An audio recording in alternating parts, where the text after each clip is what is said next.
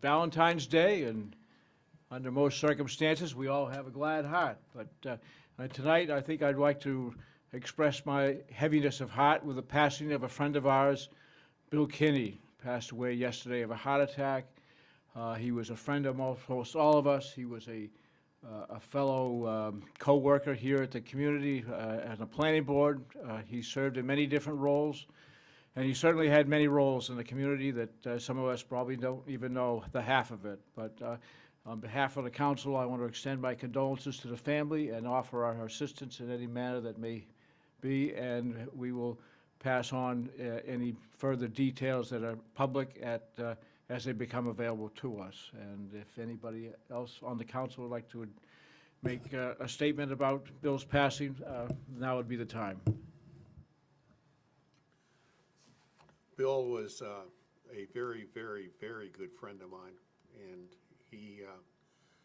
his departure is unbelievable. But he was part of the boys' breakfast, the men's breakfast that we had every Thursday, every Friday. He is. It's so hard to think about Bill and not being here anymore. But he lived on Friar Lane. His wife is Kathy, and she is really a sweet person, and she's on the Historical Society as well. So that's all I really have to say. Thank you, Tom. Mike? Just shortly, it was what I shared with the council in text message when Bill let us know that I've got to know Bill over the last couple of years, and what a true gentleman, just a gentleman. And on top of everything else he's accomplished in life, he was a career Air Force man. When my son was heading in the service and my wife and I didn't know what to expect, Bill gave me a lot of his time to walk me through what he was going to go through, gave me suggestions that I passed on to my son. And my boys in South Korea now, where Bill spent several years. That's just the way it was. You know, when the weather's good, I really look forward to going for my daily walks, and I'd walk down Friar. And Bill's one of those guys, I hope he's out walking his dog. And it was just because it felt like a pleasure and an honor to speak to such a good man. So my thoughts are with the Kinney family, and rest in peace, my friend.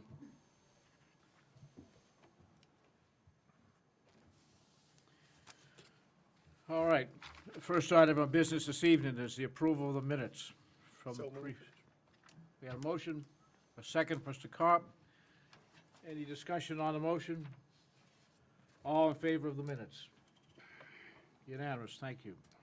Item number 3 is the manager's report. Mr. Shane. Thank you, Mr. Chairman.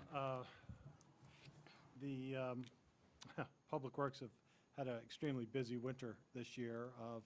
Friday kind of capped it all off when the backflow preventer at Twin Brook Recreation Area, is this on? Can you hear me? Basically failed. The heat in the building was electric heat, and the circuit breaker tripped. Heat went off, and over a 12-hour period or longer, the piping mechanism split. When it split, it basically, that backflow preventer is about a 6-inch diameter pipe. It's over 100 pounds of pressure is on that pipe, and when it split, it actually filled the entire room, which is about a 10 by 12 foot room with about 8 or 9 foot ceilings in it. It filled it over to the top of the door level. So the water level in there was impressive, to say the least. It basically flooded most of the rest of the building. All the electrical is pretty well trashed. The toilets in the bathroom had water over the top of them. The hot water tank was basically picked up and pushed at a 45-degree angle, and all the piping around it was kinked and bent by the pressure of the water inside that room. It was obviously a freak accident. We're looking at a whole bunch of different things in the future, but one of the things that scares me is just, when people go in that room, honestly, the door needs to stay open somehow, or Mark and I were talking earlier, or it needs to come out and be reversed so that there's an escape hatch, because fortunately, no one was in there and no one was injured. The odd thing, if you know where the maintenance building is probably 300 or 400 feet away toward the woods. The guys were on break in there, and all of a sudden they looked over, and all of a sudden there was water coming up through a conduit. We have a communication conduit that goes in that room as well, that goes all the way back to the maintenance building, and as soon as they saw that, they knew to run up the hill, but it was too late. Had that happened on the weekend, I don't know what we would have expected or seen. The pictures I sent to the council over the weekend, basically, the siding of the building got kicked out by the force of the water, and it just was trying to find a way to drain. We did get it cleaned up. We've had ServPro in there today. We've had plumbers, electricians, mechanical people. It'll take a little while to get back up and running, but fortunately, no one was injured, and we'll be, hopefully back together before spring and before the fields need to be irrigated again. So just a very, very unfortunate set of circumstances, and honestly, we're just very fortunate. We also have insurance on the building. So more to come, and I will keep you apprised as those repairs move forward. But that's all I have for now, and I'll report the rest under new business. Next item on the agenda is public discussion. Public discussion is for comments on items that are not on the agenda. Comments are limited to 5 minutes per person. Rebuttal comments will be limited to 2 minutes. Public discussion topics may be brought up again under new business for further council discussion. Is there anyone who would like to address the town council this evening? See none. First item of real business is legislation policy 22-011, to hear a report from MSAD 51 Superintendent Jeff Porter regarding the new school building plan. Mr. Porter, would you like to address the council, please?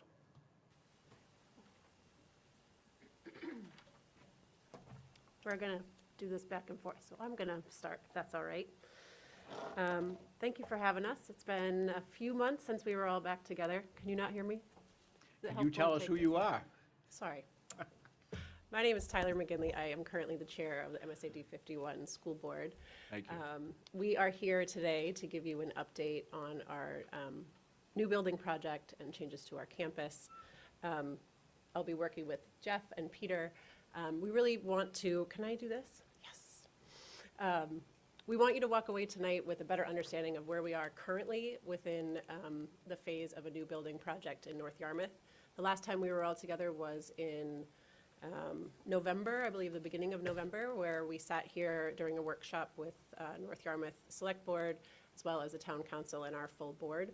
I'm bummed we weren't able to broadcast that or share that with the public, but at least tonight we're able to have another way for the public to be updated on our continued work.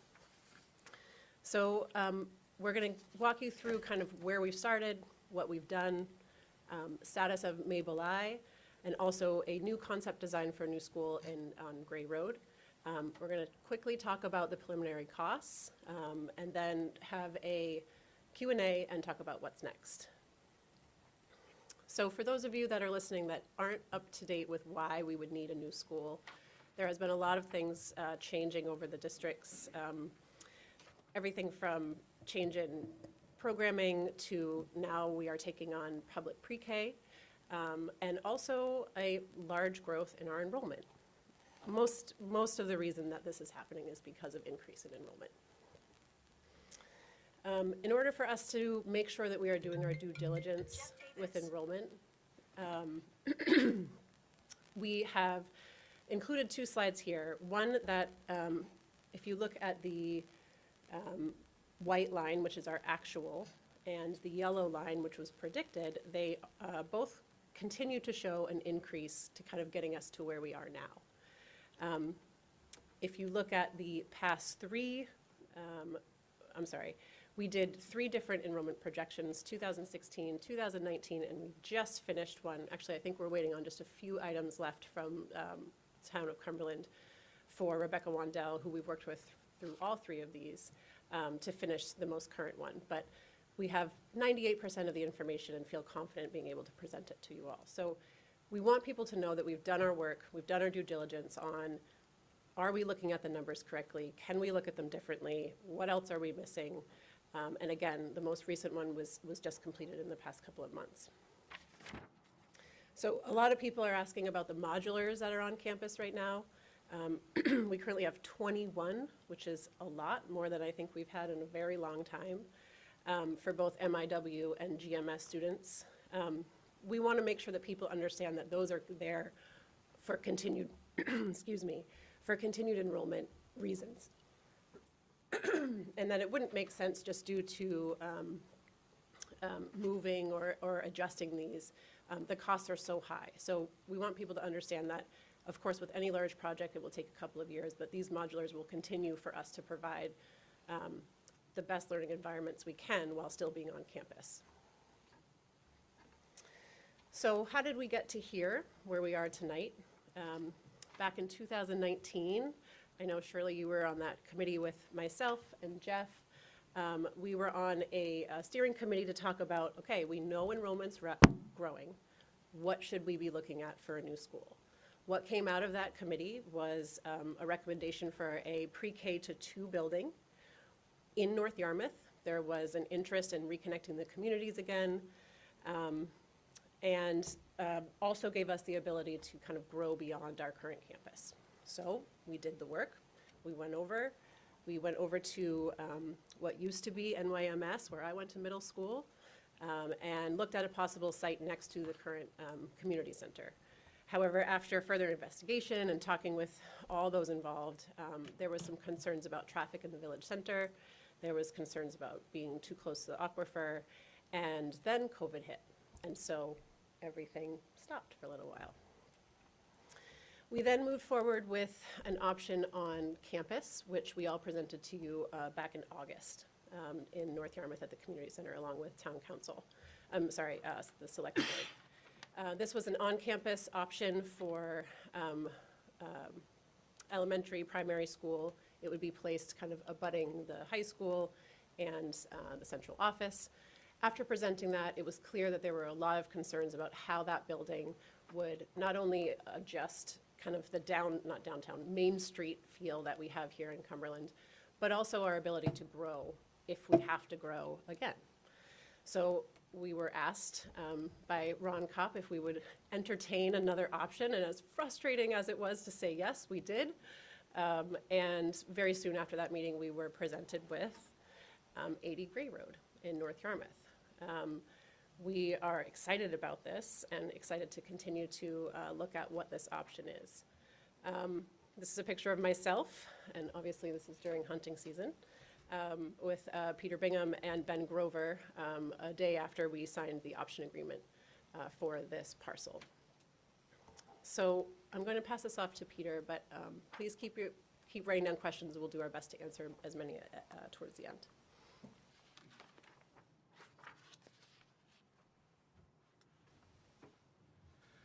Good evening. I'm Peter Bingham. I serve as chair of the Facilities Committee and also am on the Finance Committee. And we feel that this project is so intertwined that that all the meetings regarding this project are being conducted with both the Finance Committee and the Facilities Committee, so that we're trying to keep our act together. These are different views of the property. Again, this is looking from Gray Road down, and you will see the only open property. And when we get down to the looking at the site plans, this is where we will be locating the leach field, and we're going to put the field on top of it. Now, no, it won't be a heated field with all the wastewater coming out, but it's logical and is going to save on our costs of excavation. And the power line itself runs along here, and this is Walnut Hill up in this area. Again, this is a view of the field looking back toward the power line. And this is a very, just kind of typical of the wooded forestry area. Now, it would be good to note that we're already working with Shabig, Mainland Island Trust, and the other trusts to integrate the existing trail networks here. And there are 3 different trails that come through the property, and we intend to work with them to integrate that. So this is a rough overview of the property. This is, over here is Route 115 going toward Gray. This is Ben Grover's housing development that's going into this area, this whole section right here. And one of the things that, as I say, the good news of the on-campus plan is that we had built-in sewer, we had built-in power, we had a existing drainage system, and we had existing water. We also had a lot of traffic that eventually, as you folks know, sent that project down for the Deep Six. But here, we have to start from scratch. We've got 77 acres, but we have to run a approximately 1/2 mile road off the Gray Road into the property. The good news is that the sight lines over here are good. We will probably have to construct a turning lane. Our traffic people are still working diligently to sort this out. I mean, I have heard via the Jungle Telegraph that North Yarmouth, some in North Yarmouth are interested in running another road to heaven knows where. And I think as far as we are concerned and our traffic people, that we feel that one road is enough and an additional road does not justify the expense. And I guess if they want to build it and use their own dollars, God bless them. Going on, I'll go in to, I've got a more detailed plan here, but just to show you, we're gonna, as I say, be cutting a lot of trees for the road.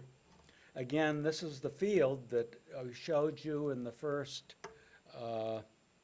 slide. And again, this is the where we would have the athletic fields and the leach field. Again, we would have 3 separate pods that are joined by a common corridor, and I've got further detail on that as we go. We would have, we're going to have dual lanes going in here, one for the buses and one for obviously the parental drop-off. So again, to summarize, it's in the village center and in their TIF district. It is open space where we are developing space for outdoor learning, for outdoor play, and it's ideal for that. And also, it provides for expansion if we ever have to go beyond that. But as I say,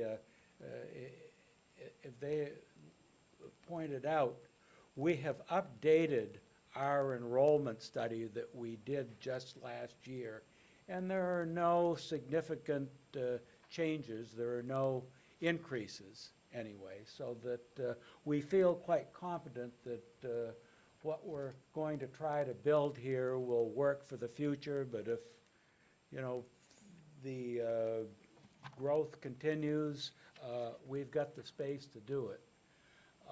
We're going to site the building so that we have maximum exposure to the sun. Most likely, we'll be using geothermal to heat, but we will also be, we've worked with Maritime and Northeast, and we'll be building some kind of a gas pipeline, also running a electrical service in, and we have been in discussions with the Yarmouth Water District, and we feel that they feel that they are going to be able to provide us with adequate utilities. The soils are very good there for our waste disposal system. There's a lot of sandy soil, not the infamous Cumberland clay that we see over here. And so it's going to work quite well for our drainage. I mean, I feel that, you know, as far as the 17 standard conditions of approval that the planning board has to go through, that we're going to have a very good chance of doing these. It's going to be expensive, but we shouldn't run into any obstacles. And we feel both towns have expressed, at least now, support for building a school on this site. What's the old saying? The proof in the pudding will be the tasting.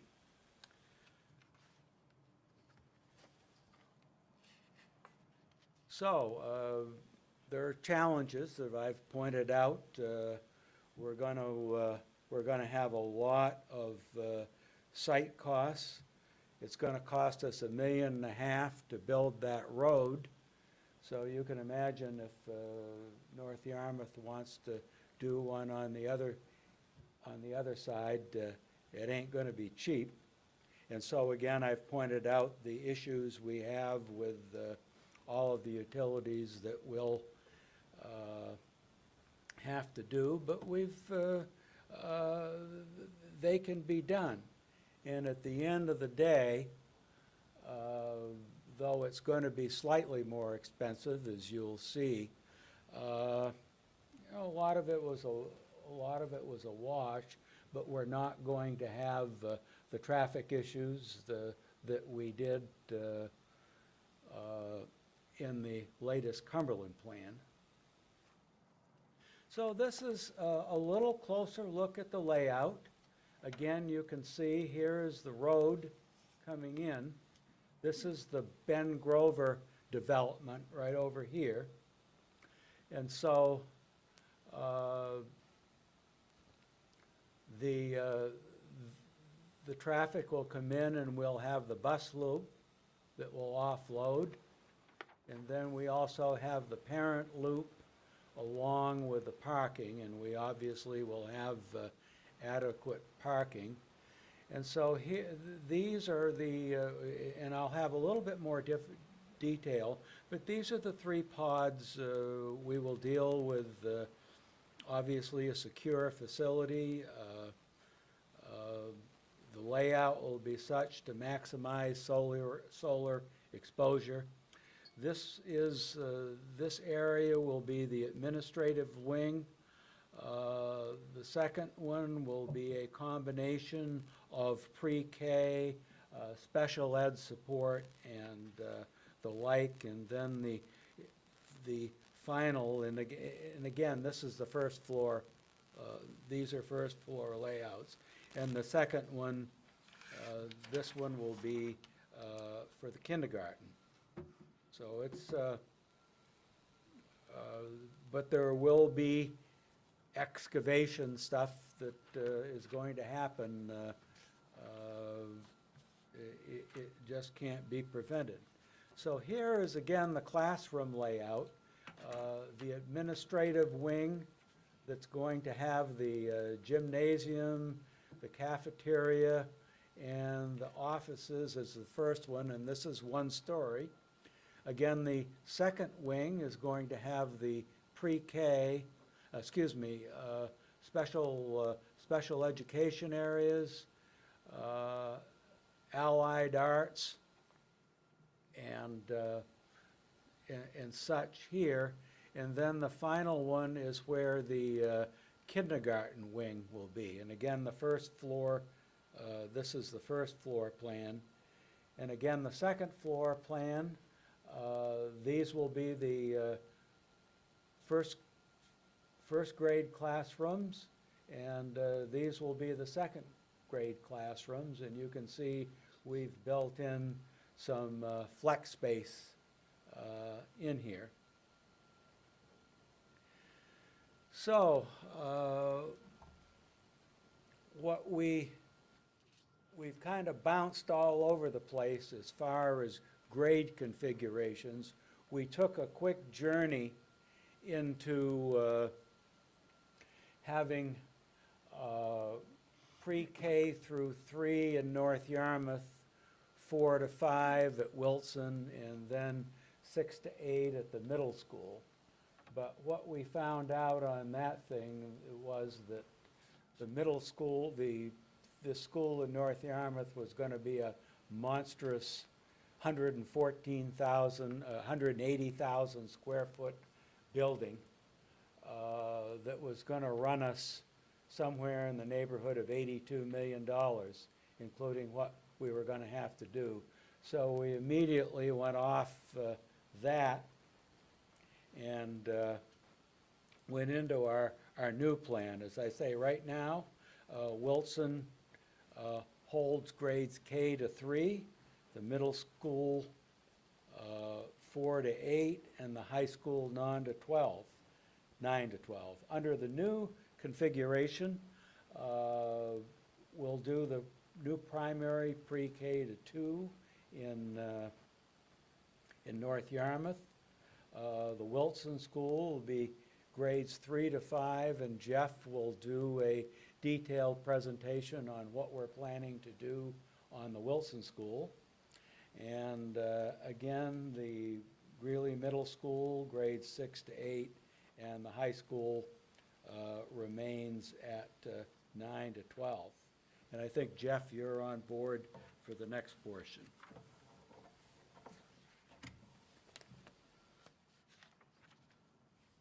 Thank you, Peter, and good evening. Happy Valentine's Day. So I'm just going to kind of run through some projections. As Tyler and Peter have both noted, we've had enrollment projections done 3 times since 2016. In 2016, we had our first take at the enrollment when we had PDI complete our enrollment. And as you know, PDI went out of business, or chose not to be in business. And Rebecca Wandell, who worked for PDI for many years, ended up being a private consultant, and we have hired her twice since 2016 to update our enrollment numbers. So she did that in 2019, and then she did it just recently, as recent as December of 2021, so 2 months ago. So what you're looking at, these numbers are from December 2021, and the numbers vary slightly from the numbers that we showed you at the beginning of the presentation, because these numbers include a 3% inflation. So Rebecca looked at this report from a deflation and inflation percentage, and decided that 3% inflation was probably the safest place to be.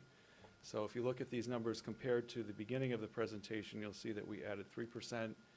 Just to make sure if there's any flex growth over the next decade in enrollment, they're reflected in these numbers. So the yellow boxes show what Peter just mentioned are the new grade configurations if this plan goes forward. So for pre-K to 2 in North Yarmouth, the highest number that we would see for enrollment in that school will be in 2027-28 with 657 students. For grades 3 to 5 at Mabel I. Wilson School, the highest number we'd see, and again, this is the highest number in the projections that Rebecca did over 10 years. In 2030-31, there will be 626 students, 642 students in 2029-30, and 750 students in the year 2031-32. So just to give you an idea about the highest numbers of the peak numbers that we're looking at for the next decade, with the 3% inflation, making sure that we're not undersizing this entire project as we look at all the facilities. So really the highest number for the entire district that we're projecting over the next decade will be 2,633 students. Today we have 2,102 students in our district as of today. So just to give you an idea. So Mabel I. Wilson School, as Peter mentioned, with this plan that the board has signaled that they are moving ahead with a pre-K through 2 school in North Yarmouth, would leave the Mabel I. Wilson School a grades 3 to 5 school. And again, that was a subject of a lot of conversation among the facilities committee, board of directors, as to what is the optimal grade span for this particular school, and should it be, you know, a 4th and 5th grade school? Should it be a 3-5 school? Should it be a 2-4 school? These are all configurations that over the last 3 years, this school we've looked at this and reviewed it. We've had the architects look at space. We've had several administrators look at space and get together and look at what can we comfortably, use this facility for. And we were able to tell the facilities committee confidently that grades 3 to 5 can work in this building adequately for the projections that we have from Rebecca. So those numbers, again, show that we'd be no higher than 626 students at the Mabel I. Wilson School for grades 3 to 5. The district did apply for revolving renovation funds, and we applied for about $3 million in revolving renovation funds for renovations and upgrades to Mabel I. Wilson School in order to meet the needs of grades 3 to 5. And if this project doesn't pass, we would still be renovating this school. The state awarded the district a couple of weeks ago. We got word that we've been awarded $1.5 million in state funds. 50% is forgiven, so we don't have to pay it back, and 50% is loaned to us at 0%. So that's a really good gain for the district, and we're appreciative of the board's support on that, and the application from the architects.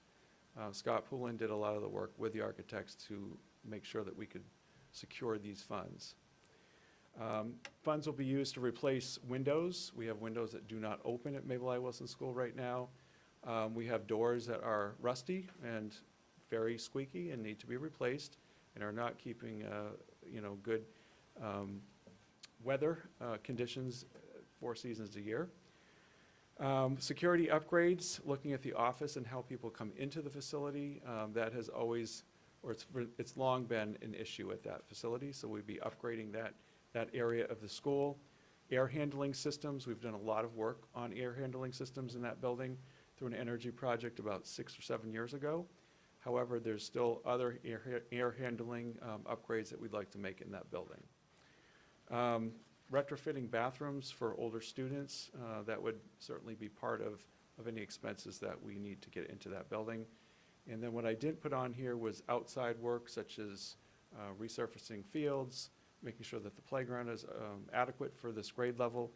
Those would not be coming out of the revolving renovation funds. We didn't apply for that.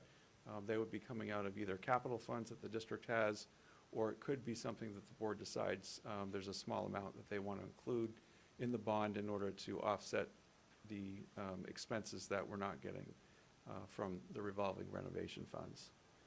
So that's Mabel I. Wilson School, and I'll just kind of show you At MIW, I know it's very difficult to see these floor plans. There's several administrators that we sat down several times and went through with a very fine pencil and made sure that we could adequately program for grades 3 to 5 in this building.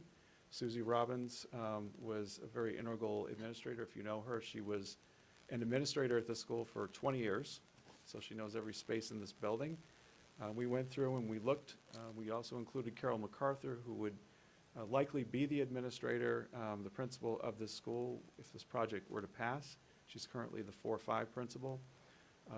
Julie Olson, who is the Director of Instructional Support for all the special education services, and making sure that we've got those services and programs in this building. And then Scott Poulin and myself really looking at this floor plan and making sure that it met the needs of this particular grade span. And then we talked with the architects. The architects gave us a layout, and we went back and forth and then brought it to Facilities Committee and then eventually the board. So I think we're feeling very confident based on the enrollment projections that we have, that this school is an adequate space for grades 3 to 5. Not just adequate, but I think it'll be a nice upgrade from the grades 4 to 5, which shares, as you know, the grades 6 through 8 facility as well. It's a crowded facility of 800 students right now.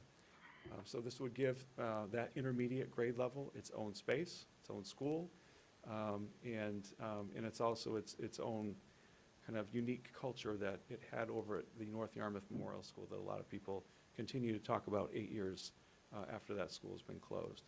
But this gives you an accounting. We actually went in and, not necessarily would this floor plan be the one that we end up with, but we wanted to make sure that we captured all of the programming that we currently need and project for grades 3 to 5 into the Mabel I. Wilson facility. And we've been able to do that along with some flex space. There are flex spaces in different parts of the school. We would be opening this facility with the projections that we have with at least 3 classrooms that are flex, plus a 4th one, which is an allied arts flex room that we won't need. So there's really 4 rooms that we'd be opening the building with. And then with projections, we would be filling those rooms over the decade. The other thing about the Mabel I. Wilson School is because there is no need for an addition or an expansion to this facility, that if, let's just say 20 years from now, projections are off and we have more students in grades 3 to 5, there is buildable land on this site. We've tried to avoid doing that, and all the projections that we have say that we don't need to do that. But if, who knows, decades from now, we need to do that, there is a way to do that and add on to this building and keep it as an intermediate school facility. So that's an important piece. So the last thing I'm going to share, and then we'll start talking about some costs with the school and projections that we have for costs and how we can move forward with that. Is just to share with the council tonight a draft long-range capital projects plan. So some of this, we're kind of reiterating what we just talked about, and then there's some things that you haven't heard about yet, at least not tonight, and I'd like to go through and make sure that we're being as transparent with the public as we can be about all the long-range capital projects that have been on the horizon, have been discussed in the past, and we're trying to put them in one place so that people understand what the entire picture looks like for the SAD. So with the new primary school, obviously, we've talked about that tonight, and the construction of that school is going to be built for 700 students. We don't project more than 650 students over the next decade. That's the highest projection that we have for that age level. However, we're building and constructing a school for 700 students. So I think in both the Mabel I. Wilson School and with the pre-K to 2 school, we've built in flex space to make sure that any sort of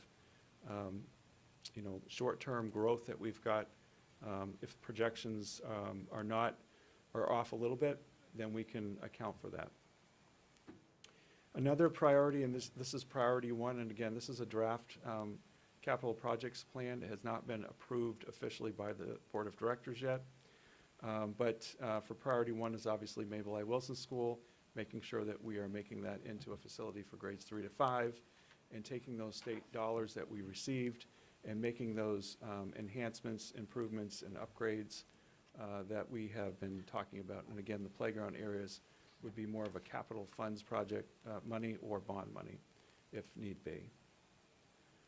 So these are other priorities that we have not prioritized as number one. Again, this needs board approval. But priority number two, which we have discussed, it has been discussed, any of you probably know that it's been discussed for probably at least a decade, maybe more than that, artificial turf field. And what's the need for an artificial turf field? There's a lot of interest in that. There are a lot of students, there's a lot of parents that are very interested in looking at the possibility of an artificial turf field. Again, we didn't prioritize this as number one, but we decided to put it on the capital projects plan as a draft because we know that this continues to be a topic in our community. Whether it ever happens or not, I don't know. But we want to at least put it out there, make it transparent that this has been something that people consider to be more than just a want, it's a need. Turf fields extend the life of your playing season. It reduces your transportation down to other areas. It allows multiple teams to be practicing and playing at the same time. Right now, we can't do that. And Peter will be talking a little bit more about this priority in a couple minutes, but I just wanted to let you know that is part of our long-range capital projects plan. And our third priority, and again, these are not saying that they're not important, they're just, we know that these are longer range types of priorities. And again, the SAD is attempting to be very transparent about all of the needs that we've known about and that we continue to talk about and put out there. Not saying that these are priorities that we can move on anytime soon, but we just want people to know that in the future, these are things that continue to come up. So for priority three, as any of you know that have spent any time near the Hutchins Field in the field house is not really a field house. It's a little bit of a field house, and it's also a maintenance building. And it's maintenance for our fields. We have tractors, we have all kinds of equipment and tools, and we have students up there. We have kids. So it's not the optimal place for us to be storing some of our maintenance. We do have a maintenance building for the SAD, which is across from the high school, but this is maintenance for the fields, the grounds. We can't fit it in the maintenance building across from the high school. So we have to use this alternative space as well. So eventually, this has come up many times, trying to move that stuff out of there and add on to the existing maintenance building across from the high school. And again, this is a priority, but it's not, we don't consider this to be a short-range priority. This is something longer term, but we want to be transparent and say these are things we've talked about. And then the other third priority is renovating Greeley High School. And I think for those people that were around when the high school was renovated, you know that there are pieces to that high school that were never renovated. And the pool is one example. The pool has been worked on over the years, but it's never been actually renovated. It's old, it's getting older, and there's a lot of interest, I think, from what I've heard in doing something with that pool at some point, much like Cape Elizabeth did, taking an old pool, adding on and modernizing it. So I know that's something that, again, these are conversations that have come up, and these are longer range things down the road. The library at Greeley High School was not renovated. It was touched up, but not renovated when the addition and renovation was done 16, 18 years ago now. Math and science wings, again, were worked on, but they weren't actually renovated at that time. The commons, and there's been discussions about putting a fitness room off of the commons that would be used by the community. That was part of strategic planning that we've been doing for years and talking about some of these topics. And then putting windows in the cafeteria at Greeley High School. So again, just putting it out there, we want to be super transparent. People always ask, well, what else do you need to do? What else? You're doing this, you want to do a school, you want to do this, but what else is there? This is it, here you are. This is what, we want to just make sure everyone knows these are things that are kind of on a list, and they're not, immediate or short-term, but they're things that we know that need to be put somewhere, and we want to make it as public as possible. What down the road could be, at the voters' will, would be something that we'd want to do.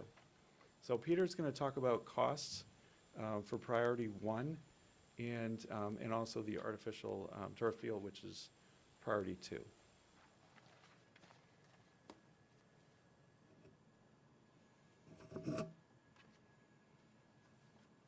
Yeah, we've given you all the cute little pictures and everything, but now, as everybody wants to know where the rubber is hitting the road, I think it's important to have some point of reference.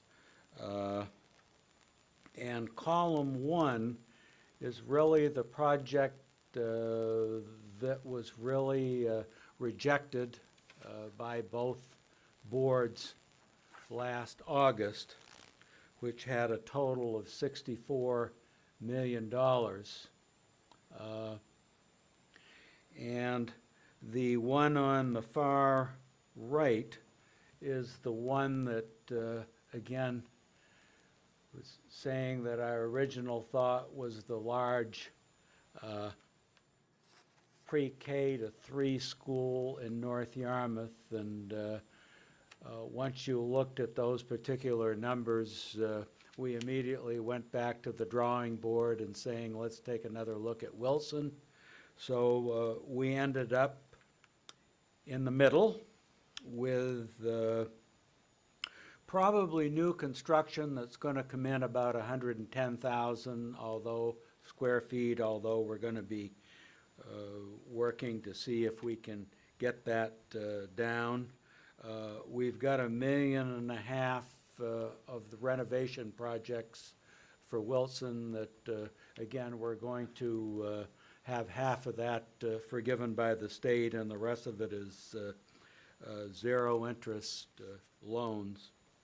So the new construction, I think with what's going on today with inflation, we're looking to 67 to 69 million. We're going to have to do additional on Wilson, but it's not, I think we're using a figure hopefully around another $1.5 million that, the proverbial, when you're going from kindergarten students to 3rd through 5th things, you have to do the kind of things that you don't think about, like raising toilets and doing all these other things, but it is what it is. I think we're trying to keep this project under $70 million. We are still working with bond counsel, still working up numbers.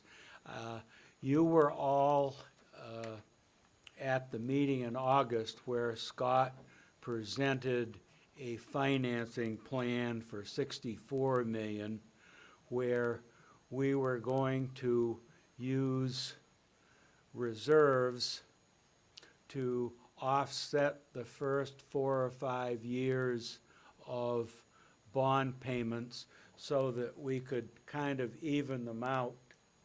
And if you remember, we got at the late last, after our budget season, we got an additional $1.4 million from the state, which we immediately put into the reserve account. Most of it we wanted to do here. So we are going to utilize the same kind of financing scheme. Obviously, it's going to be an additional $5 million to do it, but we've got a little bit more funds in the reserve. I think the only positive thing that came out of that August meeting was the fact that I think both boards liked the financing scheme that Scott had come up with. I think it's the only public meeting, especially with the school board, I was ever at where the finance person was the hero of the night, and that's a rare occasion. So we're still working up the numbers. As soon as the board has them, you will have them. But we don't anticipate it's going to be much more expensive than the financing plan we put together for the campus. But obviously, it's going to be somewhat, but as the town has done on their stuff, we're trying to keep it to a dull roar, but no sugarcoating. This is going to be an expensive thing, but also realizing that we have got right now 13 portable classrooms that are being used for enrollment purposes only. The rest of them are for the 1 year where we wanted to kind of cut the class sizes down to get everybody caught up. But those portable classrooms ain't cheap. And the sooner we can get those off the dime and put that money into debt service. And Allison, you had asked one of you, I get you awake here. No, I'm not. You had asked one of the questions on operational costs. And no sugarcoating there. I mean, there are going to be additional expenses. I think we may be able to do something on the administrator level, so it isn't going to be quite as big. But yeah, I mean, you're going to run another school. We can't blow smoke. It's going to be more. But we wanted to get before we got into super detailed numbers, we really wanted the board and hopefully both the council and the selectmen to kind of at least buy into the concept that what we're trying to do, because the thing is, we can't, thanks to the meeting there, I think the campus issue is dead, so we're gonna have to go out anywhere and get land, and I think we're looking to try to do something in North Yarmouth, which I'm in favor. It is a school, it's a 2-school district. So anyway, as soon as we have the numbers, you're gonna have them, and we'll do an extensive amount of really education and have specific things for specific times, but we want to do something, we've got something concrete and not throw rumors out. There's enough stuff floating around the internet right now, and we don't need any more. And yes, we have the, I don't know, I sometimes think the 500-pound gorilla in the room sometimes, that everybody does talk about the turf field. So, we're using that field 162 hours a week. We're using it for physical education, the athletic practices, athletic contests, in youth leagues, and community use.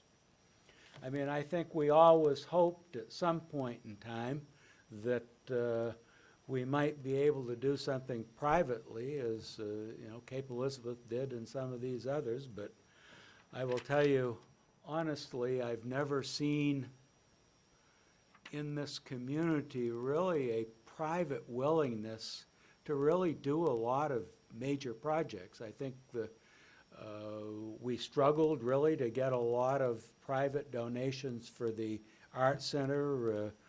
We did manage to raise the funds for a piano, but I don't know, we've never had a history in this community of really having large donors step up to the plate. I think we're going to get our test in the next couple of years when we try to do something to the library. So I think it's a pipe dream to think that we're going to do anything with a lot of private stuff for the field. We managed to get the lights as a private thing.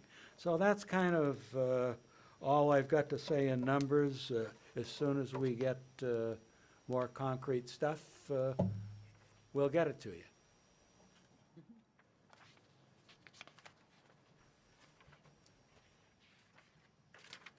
Okay, so we're pretty much wrapping up. Thank you for listening and playing along here. This is a timeline of what's to come. Obviously, green is completed, yellow is on its way.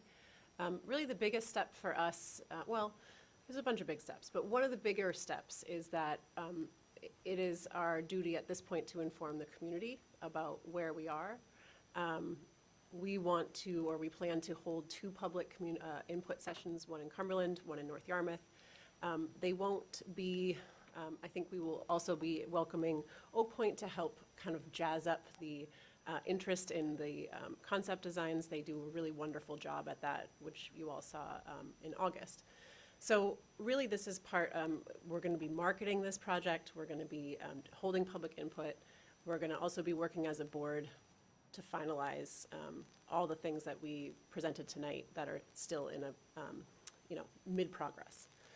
So, thank you. We're grateful to be here.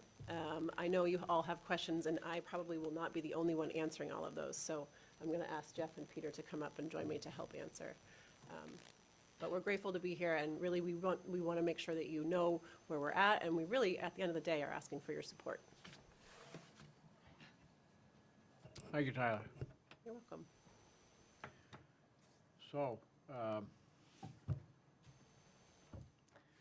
guess we'll go left to right. Perfect. Thank you, Mr. Chairman. Tyler and Peter and Jeff, thank you so much for the presentation. I thought that was really, really helpful and good to see you again. I know the last time we kind of got together and walked through all these details were over the summer. So I had a couple quick questions. One related to the construction of the new school in North Yarmouth. I noticed that there was geothermal heating as one of the options there. Has there also, I didn't see anything on there regarding potential solar for electricity. Was that something that I think was talked about previously? Is that even still on the table? Absolutely. We have asked that probably at every meeting that we have with our architects. So there is not an actual plan, and please correct me, those that are, there isn't an actual plan for solar at this moment. However, Peter has mentioned multiple times about passive solar, and also, do you guys have more? Okay, yes. Great, thank you. Yeah, we're not doing it at this time, just because it would add probably another $1.5 million to the project, and we just, and there may be other possibilities for solar there or somewhere else in town, but we just didn't feel with the cost going, we didn't want to get the cost north of $70 million, but yeah, we're going to do something at some point. Okay, now when you mentioned passive solar, are you referring to kind of a solar farm situation? Yeah, and it could be some other place than there. It could be a district project. We could be doing it somewhere within the 2 communities, but we just couldn't justify at this point in time tacking it on to this project. And geothermal is going to do a lot. Will do a lot to lower the energy costs. Gotcha. Thank you very much. Another question I had was talking about Mabel Wilson. I know my son goes there now.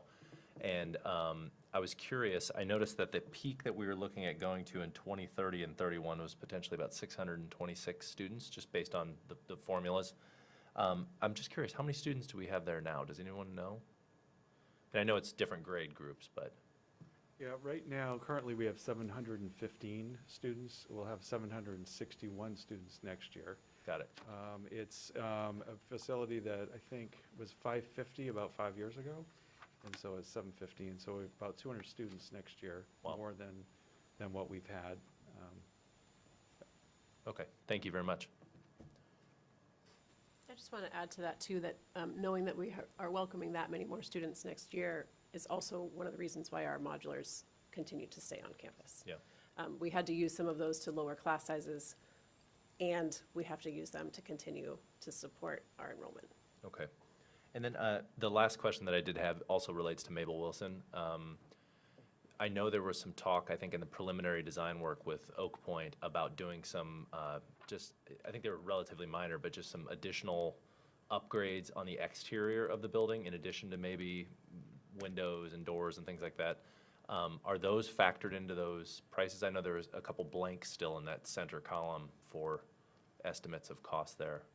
Yeah, so like Peter said, the revolving renovation money will cover all the things that we applied for, which is the doors and the windows, the air handling, security.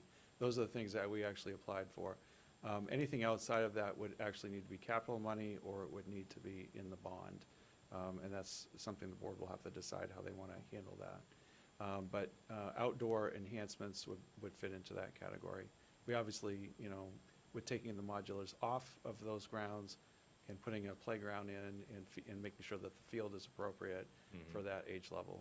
Kids at that age level don't care about the playing equipment as much. They still want it, but not at the level of the primary school. So we'd have to rethink that whole area. We've asked the architects to do that. Okay, understood. Actually, I just thought of one more question. The gorilla in the room that everyone was talking about, I have no idea, I don't think I was part of these discussions. The artificial turf field, I know this is not top priority, but what were we talking there in terms of a quote? Do we have? $1.5 million? $1.5 Okay, Yeah. gotcha. Thank you very much. I You yield used my up a bunch time. of time there. Shirley. Thank you. Thank you for your presentation. It was very thorough, and thank you for your willingness to take our curveballs. You've done amazing work here, and I'm very proud of this community and for the work and the collaboration among all the stakeholders. I have really just one question. Will the 3-5 school have a library? Oh, yes. I think it's green, so it's like, I don't know, I get nervous about these kind of things. I think libraries are important. They are very important, and the current space for the library will remain the space. There was talk, I know over the years, about flipping the library and the office. But when we looked at the cost of flipping those two, it was a lot. And really not justified. We can make the office security area work on that end of the building by just Okay. doing some upgrades. So the library would stay where it is. All in the right, well, I current plan. wasn't sure because it was green and that was Allied Arts, and I was like, oh no, we're not gonna go with some other, we need books, we need kids to have that kinesthetic experience with books. I'm so happy about the site choice of North Yarmouth. I think North Yarmouth deserves a school, but I also, Tyler was on my side when I was concerned about the outdoor space for our littlest learners. And at the time, there was all sorts of, this was 2 or 3 years ago, there was all sorts of media attention on nature deficit disorder, about how our kids didn't get outside enough and didn't know how to play. And so even for our kids who are overscheduled, perhaps our pre-K to 2 learners will actually have instruction in how to get out and play. That would be great. And there is some communication among the Lansing Conservation Commission, among all the stakeholders, including the Sheboygan Cumberland Land Trust, of connecting that property all the way back to the Knights Pond property, which would just be incredible. Yeah, the opportunities for outdoor learning, both for our students and our staff, but also for our community, connectivity from North Yarmouth to Knights Pond, which is a classroom in itself, no matter how old you are, right? No matter what season you're there. So there's a lot of opportunity, and I agree, there were many times where I was nervous about that when we were looking at campus design. So I'm so grateful that we have this space. And then one final thing, I saw it in the PK to 2 school, but I would hope that you might be able to find some space or some funds, according to the governor's speech this week, for some gardening for the 3-5 school, or garden spaces for all the schools. I know that there's a motivation to have schools and children start learning about growing their own food. Yeah, it was encouraging to hear that message from our governor this past week, that And is she a has some focus. fun, so let's make sure we Yeah, pay let's follow attention up to on it. that. Yeah, absolutely. And I just encourage you to keep it real and keep it transparent, and thank you so much.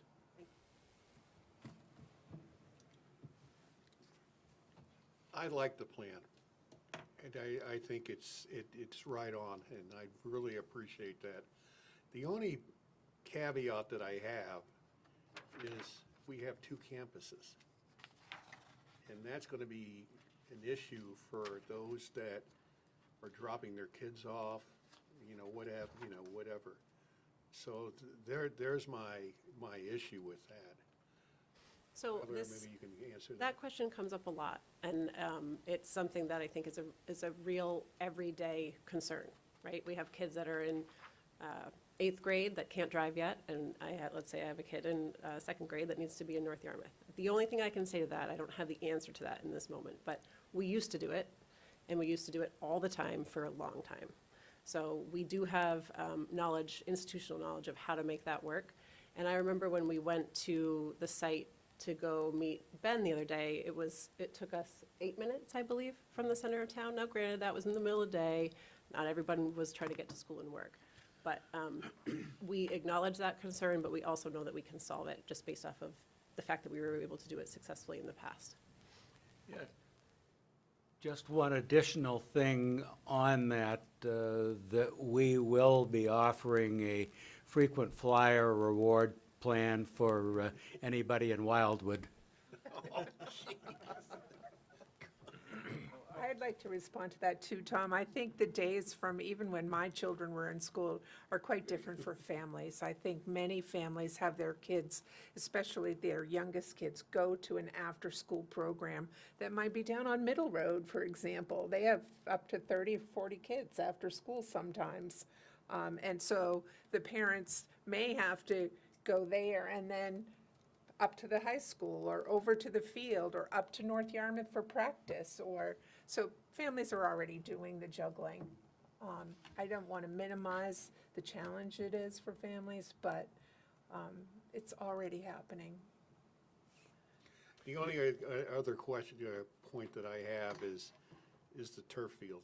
I'm opposed to it right now, unless I can be convinced otherwise. And Peter, I know you've done a good job. Thank you for explaining, but I'm going to have a hard pill to swallow on that one. Yeah, and I would just offer, Tom, that the board hasn't even decided if they want to include the turf field, in this particular rollout. And if they did, whether it's part of the actual bond for the new school and Mabel Wilson School renovations, if there's any money there, or if it's a separate question, all those things are kind of up in the air right now. So that's kind of an issue that they need to sort out before it would go to voters, obviously. Thanks, Jeff. Yep. I got to tell you, the presentation was tremendous, so thank you. I really appreciate it. Thank you, Tom. Bob? Okay, I'll take advantage of this instead of coming back. I don't have any questions, but I have a number of comments that I would make. And some of that is, I think, practical advice. One, I'd like you to demonstrate to us where you would fit another school on that existing 70 acres in some sort of a sketch plan, because I want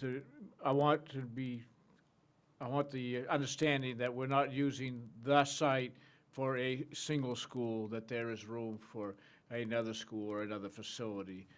So that may not be very hard for somebody to sketch out, but I think it's important to see that piece of land has potential for something else down the road.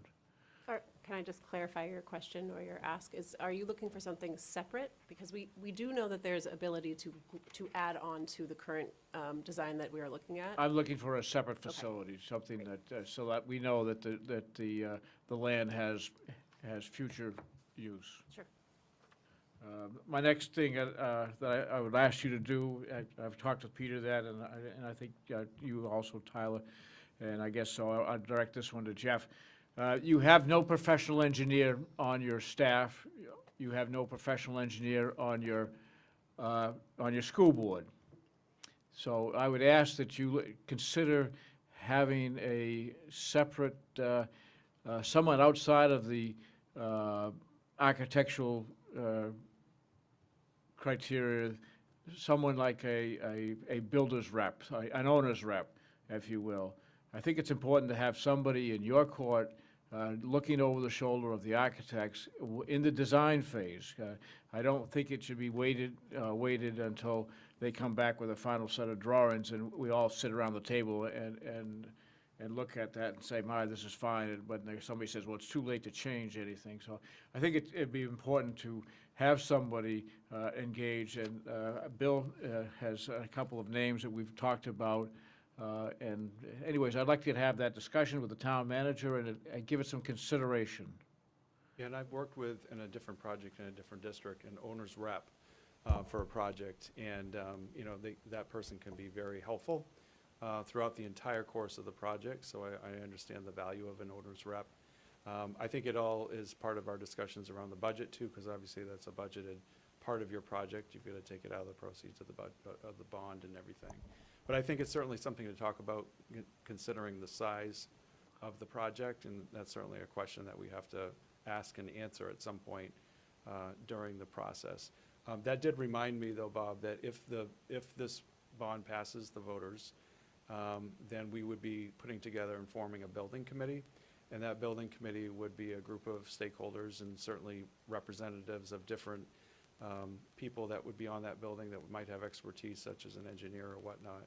The architectural firm that we use also has access to engineers, and they use them and sublet or subcontract certain services out too. So just want you know. But I think, you know, like your point is, in this community, we have a lot of people that have a lot of expertise, and certainly that would be a great place on the building committee for people to provide us some direction, which would be really ongoing for at least a year, the first year, if the project passes, that we would be having a building committee in place. Okay, thank you. And my other thing, point is, I'd like to see some kind of an analyzation done about the cost. We have a 20-year mortgage, and we you know, that's what we're going to have here is a 20-year mortgage. And most of us can understand the concept of it's painful that first year, but hopefully I'm going to get a pay raise, and 20 years from now, I might be doing a little bit better, and the sting might not be quite so painful. That being said, there's a number of elderly people and people on fixed incomes, and they're not going to have that option of feeling that sting go down. So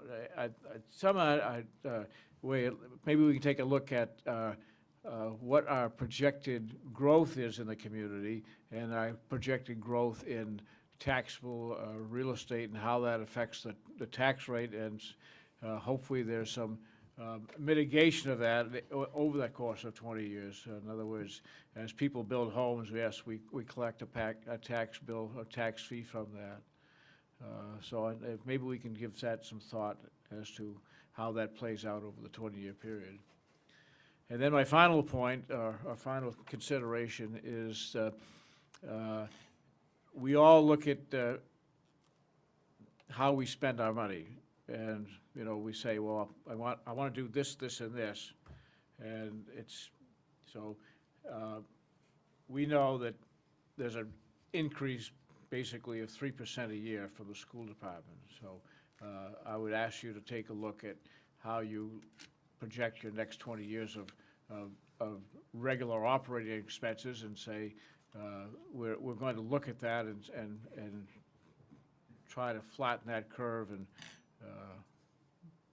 see how that might have some effect. I know that we on the council are very in tune to, you know, when that is going to come on, and we will look at our own spending to help mitigate that bubble or that curve when it comes through. So that's all I have.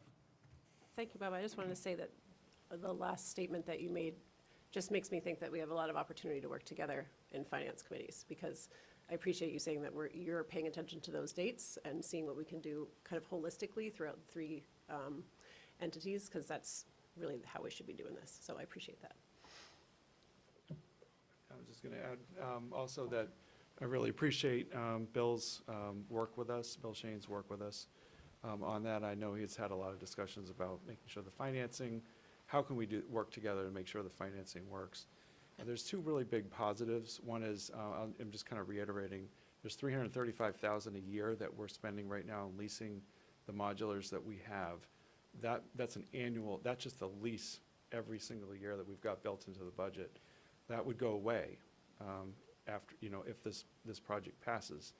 The other thing is the finance plan that Scott had presented on the former plan of 64 million ramped up and ramped us up as close as we could get to 2031 when we have a lot of debt falling off our rolls in 2031. So with that in mind, we're trying to tier a financing plan that helps mitigate some of that. So we can get to 2031 when we're dropping off a ton of debt from the high school, the middle school projects that are coming off our rolls at that point, and the GCA, so. I'm going to talk real fast. I guess I'll actually start not in the school, but not necessarily the turf field, but I have to say it surprised me the prioritization of the facility building being and field house being below the turf field. I just think about kind of what were the pros of the turf field, and it was increased activity and having kids out there. And so I would have thought like we'd put the facility and field house first, make sure you've got the right kind of support there to kind of absorb all that increased use. So I will say that was surprising to me. Or I guess I would have just flipped it. But on the school itself, I guess, so looking at inflation rates and material costs and labor costs right now, kind of how much as we're looking at this budget is based on kind of our current state and kind of COVID and all that stuff, and kind of what's the wiggle, right? If we don't, put that first shovel in the ground until 2 years from now, and costs are different, like what are we locking into, and kind of what is still able or would potentially fluctuate as kind of economic conditions change, in the good or the bad, I guess? That question makes sense. Well, that is quite a question. Sorry. I would say it's difficult to, put any sort of dollar amount or anything on there. Yes. But we do have one-year teaching positions, for example, right now that we're reviewing and seeing, what we need for enrollment, what we truly need, what we have put into the budget anyway for enrollment. But there are positions for COVID to keep our class sizes at a reduced rate right now. So those are things that 2 years from now, I assume that we would not be needing those positions, or even next year. We said that those were mostly for a one-year only situation to keep our class sizes a little bit lower. I think, so in terms of COVID, that certainly is a factor that we don't know where we're going to be. Yep. Obviously, 2 years. I hope that we're not talking about that. Yeah, At sorry. all. I was talking more like the construction cost of this project. Oh, I see. And sorry. Yes, That's and we fine. do have Sorry. contingencies built into the project. So Okay. the numbers that you see, obviously, we have to build in those contingencies to make sure that they're at current construction costs. Okay. So 2 years from now, if the construction costs go down, conceivably, that number is going to go down. So yes, we have built-in inflations for, knowing that these construction costs are as high as they are. I don't know if that answered it. It did, thank you. Just one other question was, I can't remember, did you keep the option on the other land behind the facility, or that land is off totally? No, that option expired, and Okay. we didn't keep that option. Okay. That was it. You're up. Tyler, I want to thank you and everybody coming tonight. This has really been great. And it's nice to see you guys over here in this house, and we're really looking forward to working with you in the next couple of years. Quick question, how long have we known that we're going to need a new facility? How long has it been? Well, I mean, I'll say I joined the board in 2017. I remember a space study being completed around that time that started to kind of show what was coming our way. And then in 2019, we started the committee that was specific to the need of our primary school enrollment increasing. So I think it's been a while, but it's, Well, just, for some more historical data, I give to Peter. No, I Thank you, think, Tyler. even though I think everybody's memory kind of went south, when we made the presentation, well, I guess I was on the council then, but when the presentation was made on the Art Center, that part of that presentation indicated was that we did have an issue with Wilson. I don't think we knew how big it was, and I don't think we projected, when the latest enrollment thing, that it was a bigger problem, but I think we knew way back when the Art Center was proposed that we were gonna have to do something with Wilson. I just don't think we anticipated that over the last 5 years, we were gonna get the enrollment increase. And, you know, Bill's talked about it a lot, how, you know, people like us are finally selling their houses, and that figure of 25% of the people in Cumberland that had kids in the school system, and Bill's figure now thinks it's, you know, around 50%, and I just don't think we, 33%. I don't think we anticipated that amount of turnover. So we knew something was coming down the pike, but I don't think we envisioned the increase that happened. Stay right there, Pete. Don't go anyplace. Finally, nice to see you up here again. Oh, I know, it's It is. It's it is. crazy. Pete, should we have gone with the Performing Arts Center, knowing this was on the horizon? Well, I will tell you this. I was a large supporter of the Performing Arts Center. Connie and I have been huge supporters of the arts, both here in town, and in my opinion, we had done stuff with the athletic fields, we'd done stuff with Twin Brook, the beach and everything, but the last thing we didn't have in our community was a performing arts center.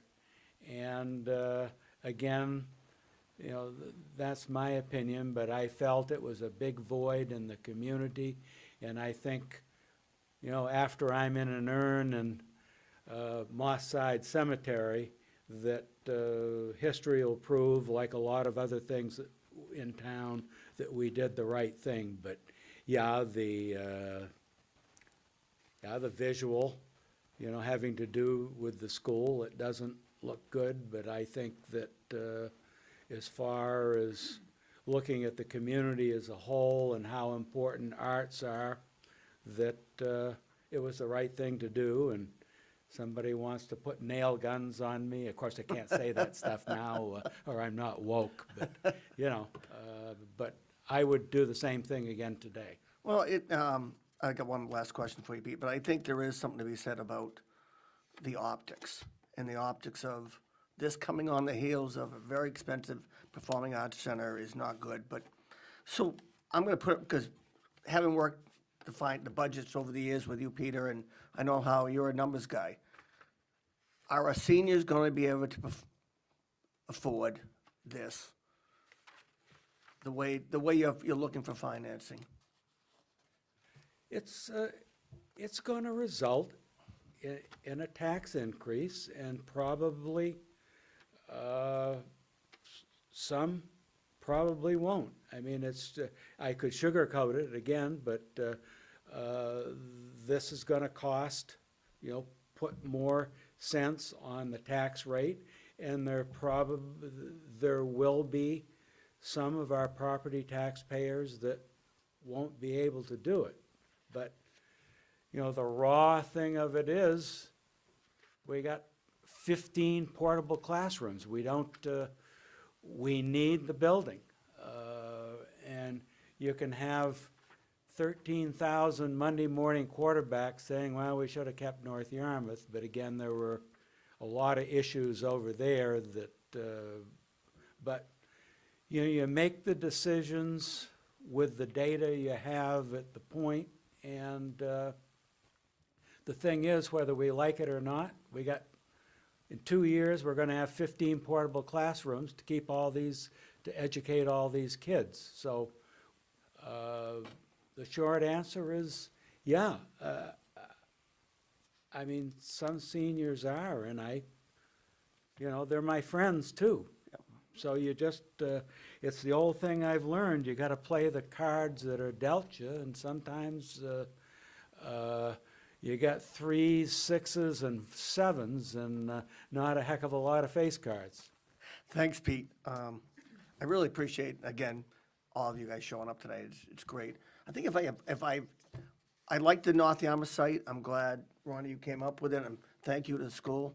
Mike, why I do have a concern, and that we're going to a town with no dedicated police presence. I know that's out of your hands. I hope North Yarmouth steps up to the plate, because seconds count when you need them, especially at a school. So I hope North Yarmouth finally comes into the 21st century. Yeah, Mike, that's a great point, and it's actually been raised many times to us that we have to think about safety, obviously, in today's age. And I have had a conversation with the chief here in Cumberland in North Yarmouth Memorial School. Many of you know that there was an MOU back when that school was open, that the Cumberland Police would be the first responders. That was something that they had in turn with the Sheriff's Department, an agreement, and Cumberland provided that service. So the chief and I have already had an informal conversation about would that be something that could happen again. And I'll obviously let the chief answer himself, but I got the indication that that would certainly be something to be discussed and certainly could be considered. He'd have to talk with the Sheriff's Department, obviously about that. But I would hope that that would be the arrangement. We've also talked about another SRO, having an SRO that's just stationed in that building over on that side of, in North Yarmouth. So I think that's very important. I know for parents, that's very important. That is a primary school. And even though we'll be having what we know as security enhancements, that we know about today that 20 years ago or 30 years ago we didn't think about, I think that's very important that the Cumberland Police would be our responding agency. And I know the chief is open to it, which I think is great. The other thing I'll say is that Homeland Security, we have a representative from the Department of Homeland Security that we've worked with for at least a year now on security on our campus. And he is also going to be providing his take on security at the new school. And we're also going to have him look at Mabel Wilson while we're at it on that. And I just wanted to, actually just one more thing, Mike, on when did we know about this enrollment? I would say 2016 is probably when I at least clued in. And I know that Bill, and I and Rosemary Roy, who's the town manager in North Yarmouth at the time, went to our boards and said, can we commission a report together with PDI? And I remember being in this room in 2016 talking about that report. And that was really the first validation that our enrollment, what we were seeing, the small things we were starting to see in the district that weren't happening, which is our enrollment going down, it was kind of flattening. And then the fact that PDI was then saying it was going up. And we said we want to validate these numbers over and over again, but Chuck Lawton from PDI, stood here and said, yeah, your numbers are going up, and here's why. We wanted to make sure we did it again in 2019. The board wanted to make sure it was accurate. It was. 2021, are we still on track? Yes, we are. So I think, and I know that people go back to 2009, we have the 2 studies that were done then that showed that the enrollment was going to drop the SAD, and it didn't turn out to be true. And a lot of people say, well, then why did you do what you did? That was the best information we had. I think the board has been really diligent on making sure these numbers continue to be updated constantly to make sure that these numbers are what it is, these projections are going in the direction that we think before and that's why we've waited so long. We're like, okay, let's wait a little bit longer. We had other reasons we're waiting, but that was a big one. Thanks for being ahead of all the stuff, Jeff. What's that? I want to thank the committee for all that you've done especially looking in North Yarmouth. I mean, I really think that this is a great site. I actually walked that property last hunting season. Probably people wondering why I'm carrying a gun through the woods over in North Yarmouth, but it is a wonderful site. And I do want to echo what Bob said. That's a 77-acre site. And I want to make sure 20 years from now that it's not so that you can't build something else on it. We all can look back and say we shouldn't have sold North Yarmouth Memorial School, we shouldn't have closed the Drown Road School. But let's look to the future and make sure that we can do something on the remainder of that property 20 years from now. I think that's very important. Everybody talks about what everything's gonna cost and all of that, Jeff. This is a question for you. You have 21 modulars on there. What are we gonna save by losing those 21 modulars? I mean, obviously, those are costing us some money every month or every year or whatever. That is gonna go away.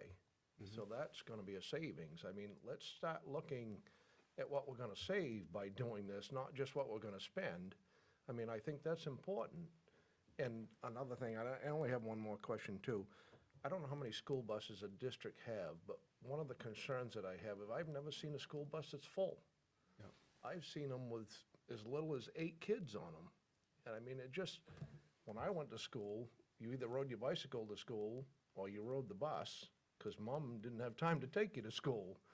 So that's a concern of mine. I mean, maybe we should buy some smaller buses, or maybe, and I don't know anything about that. I mean, I know it's all logistics all over town, and I know with COVID that a lot of parents don't feel safe with the kids riding the bus. But that's the only 2 questions I have. I mean, I think there is some ways to look at how to save money, not just how to spend it. So, I mean, but, Yeah, I agree, and it's 335,000, no, for so the that will modulars. go away. So that would not be in our budget, And that's, you to know, get rid of that's what I- every modular. Right. Yeah, and that doesn't include site costs that we had to put in, and that came out of capital funds, obviously, but those were added expenses to make all this work. And those are things that, you know, we would not be doing again, Right. you know, as long as this plan continues in these enrollment projections. In terms of the buses, I have to say that, you know, there's a lot of reasons why some of our buses aren't full. I think one of them is COVID. We have a ton of parents who did us a huge favor last year and dropped their kids off, picked them up at the end of the day. We asked them to do it, and they did it, and it was awesome. I think a lot of parents have continued doing that, have not stopped doing that. We have a lot, if you go to Mabel Wilson at dismissal, you'll see. Oh, I know. So I think that trend has continued. But the other thing is that we have, you know, it is a fairly hefty geographical area to cover. If we want to have, and we get a lot of parents that ask us, please reduce the 40-minute run. We don't want our kids on a bus 40 minutes. In order to do that, you have to run more buses. And that's what we've tried to do, is provide, I guess, better customer service is a good way of putting it, and making sure that we don't have kids on a bus for 40, 45 minutes, that we only have them on a bus for 20 minutes, as much as we possibly can. But, Ron, it's definitely a comment we've heard from people, you know, why are you running empty buses? We also drop kids off, and sometimes people look and they say, you only got 8 kids, but we already just dropped off 25 kids. So I have to say that is something we've actually looked at. So- And again, I just want to commend you, because I do think that this is a best site that I've seen yet, and I think it will work.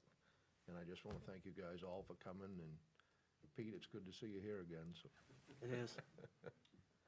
Bob, Bob, just one quick question. Tyler, if you could roll back a slide to your schedule. The real challenging thing for us is the magic day of May 14th, when absentee ballots have become available to the public. And you look at your schedule and you are right up against the board vote. So it's really critical that the board vote by the end of April, the first week in May, that we can get the ballots printed and that it's, you know, all ready to go, because that is going to be a really, really tight schedule. You guys have a ton of work ahead of you, and I don't want to have to give out ballots to folks without the referendum ballot attached, because if that's not voted on, we're not supposed to give out those ballots. So, same thing with the school budget. We've had the same discussion in this circle here when we met with everybody. It's a tough date. Those ballots go out, and, I mean, that's when they're handed out. That's not when they're printed. So I'm a little bit, it's an aggressive schedule for sure. So you guys got a lot of work to do in the next couple months, so good luck. We're fully aware. And I think that's also just a reason why we're doing this, so that we can have this type of communication, because it's very hard to think about your timeline while we're doing all of this at the same time. So we're grateful to be here. Thank you so much for all your time. I know we took up a lot of it. We'll be doing this again in North Yarmouth tomorrow evening. And then, and then working more with the public. So, but we also want to encourage you, if there's questions that come up, if you hear things throughout the community, please contact us, because we want to stay connected as we continue on. Tyler, Peter, and Jeff, thank you for coming. We are as committed to this project as you are, and we will be working with you to facilitate this. And may be some grumbling going along on the way, and some advice that may be unsolicited, but That's either way, okay. we're going to work with you. It's not Thank you for personal. coming. Thank you so much. Thank you. Our next item is 22-012, to hold a public hearing to amend Chapter 86, Medical Marijuana Registered Caregiver Licensing, Section 86-4, applicability and effect of the Cumberland Code. If you all remember, the last time we were here, we voted to adopt a new ordinance with medical marijuana, and as part of the conversation there was a question that came up about the sale of a piece of property and how it would affect with that license to be moved on to the next owner. And so there was some a rework and a redraft by the town's attorney. And the only thing that I can see right here is the printing in red ink. 86-2 is the page number. That registered caregivers was legally existing and operating in a physical location within the village zone, commercial zone, as is more specifically shown as the official zoning map of the town of Cumberland prior to January 24th, 2022, and has not materially expanded operations since that date. And I believe that was the extent of the change. Anyways, it is a understanding, at least in my mind's eye, is if there is an existing business that is in a non-conforming use, the fact that the sale of that to another individual, that non-conforming use does not expire and is passed to the next owner. Is there any further explanation needed, Bill? Up to 2 years. Up to 2 years. 2 years. Anybody from the council have any questions or comments? Shirley? No, well, really, we thought we had all our Ts crossed and our Is dotted, but this came up because in addition to passing the ordinance, we also ended the overlay zone for West Cumberland. So this really came up as a result of ending that overlay zone in West Cumberland because it was already saturated in our belief with 3 established businesses at that time. So that's the only additional information I wanted to share with the public. This is a public hearing. Does anybody from the members of the public wish to address the council on this matter? Seeing none, I would entertain a motion. Mr. Chairman, I move to amend the Chapter 86, Medical Marijuana Registered Caregiver Licensing, Section 86-4, applicability and effect of the Cumberland Code. I'll second. A motion has been made and seconded. Any discussion? Seeing a lot of shaking heads, I will call for a vote. All those in favor? Unanimously passed. Thank you. Next item on the agenda, to hold 22-013, to hold a public hearing to consider and act on a farm-based special events license renewal for Joanne Fryer of Mofield Farm LLC. As most of us are aware, that the property is on Range Road, Bruce Hill Road. This is for a lady who has a farm-based event, and more specifically weddings and receptions. And so she has requested a license for, I believe, 3 events for this year. And this is a license renewal. We probably won't see this come before us again because she has sold the property. And will not be returning for next year.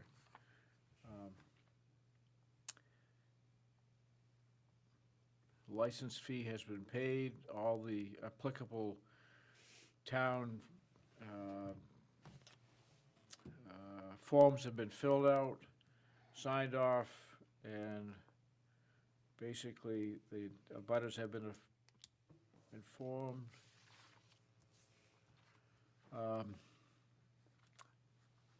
Again, this is a public hearing. Any members of the public wish to address us? See none. Shirley? I had a message from Joanne yesterday. She's apologizes for not being able to be here tonight. That she's in Boston with her husband on a business thing and then dinner for Valentine's that we're all sharing with each other. Oh, really? She has indeed sold the property, but she wanted to extend her gratitude for being able to work with us over the last couple of years to make her business work. The new property owners are interested in continuing the flowers and in continuing work with the orchards, but they're not interested in using the property for weddings or events in the future. She hadn't intended to sell it. It was one of those deals where someone came along and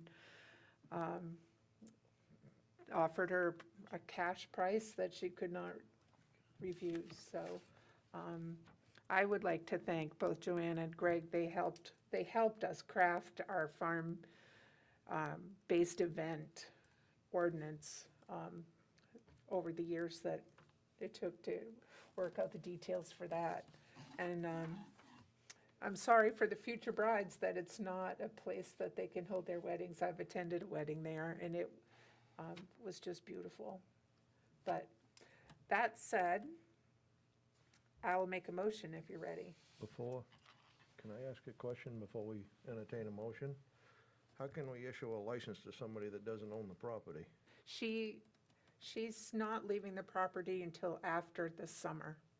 But she doesn't legally own the property anymore. I is that don't know the correct? details about that. And I'm just asking that. I don't know that we know the details, but I know that she's staying through September. I can't get a dealer's license if I don't own the property to sell cars. Yeah, That's what I'm I don't getting know at, what so. their arrangements are. It says on her application that the facility is owned by the applicant. Yeah. So maybe she's not closing until after that final. But do we know that? I thought it was already sold, so. Well, there's 2 ways to approach it. We can table it until we have I guess, I mean, I would like. opinion by the town attorney, I think it's something that we need to know. or we can pass it with a condition. So it's either, on the form, so we could issue a license if she doesn't own it, if there's a contract with the owner which allows use of the property. So I think we just need to know if she doesn't own it, that there's a contingency in the sale that specifically says she can still operate the weddings. I'm looking at I just happen to be on page 26 of our packet.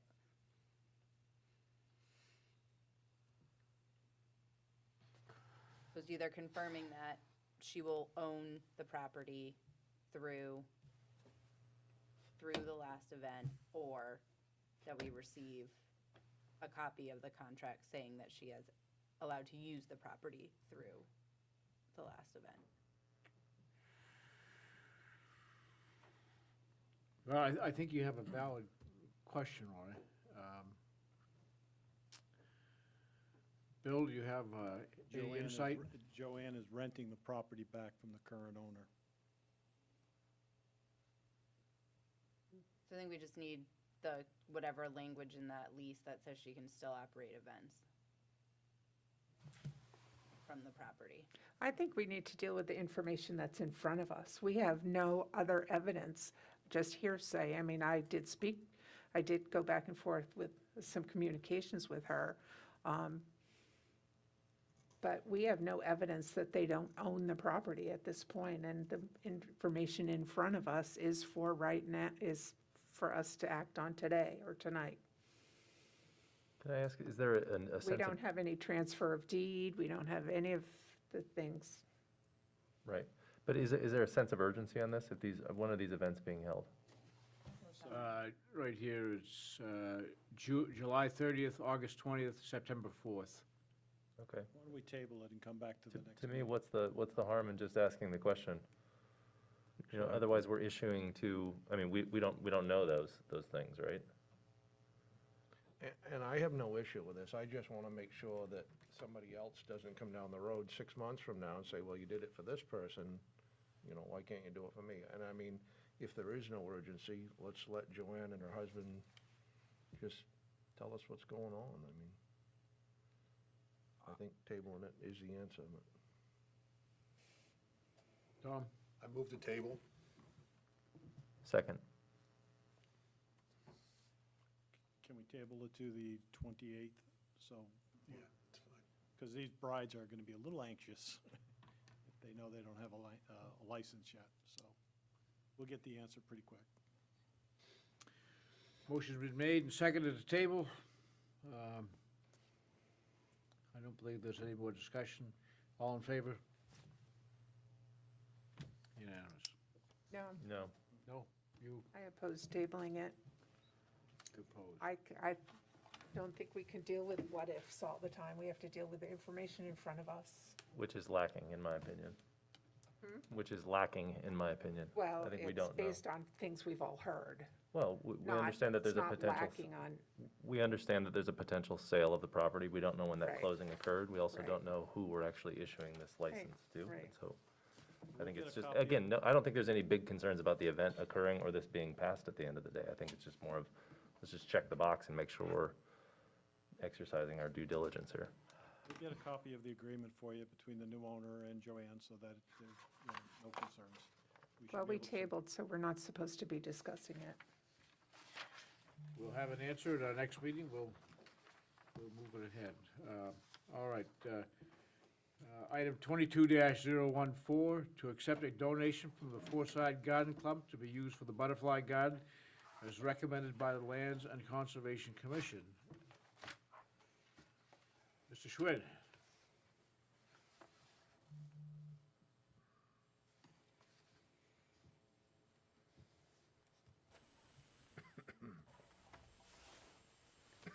Thank you, Chairman Vale, members of the Town Council. I'm Mike Schwint, the Chair of the Your Lands and Conservation Commission. My request this evening is for authority to accept a $200 donation from the Foreside Garden Club to be used around the Butterfly Garden. This request is predicated on the ordinance that says the Commission is to make recommendations to you regarding the receipt of gifts for any of the Commission's purposes and to administer each gift subject to the terms of that gift. The Foreside Garden Club, with members primarily in Falmouth, Portland, South Portland, and in Cumberland, has over the last several years donated over $1,000 for our use. Most recently for 2 benches placed near the senior housing over here and a second one right next to the Butterfly Garden. In addition, they have donated a number of plants for our use over the past several years.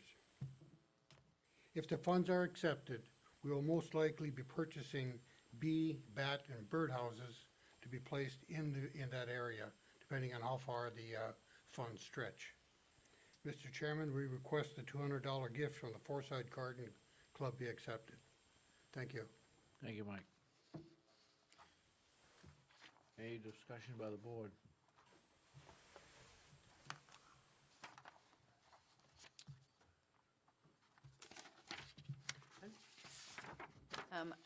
I move to accept a donation from the Foreside Garden Club to be used for the Butterfly Garden as recommended by the Lands and Conservation Commission. Second. Motion made and second. Any discussion? See none? All in favor?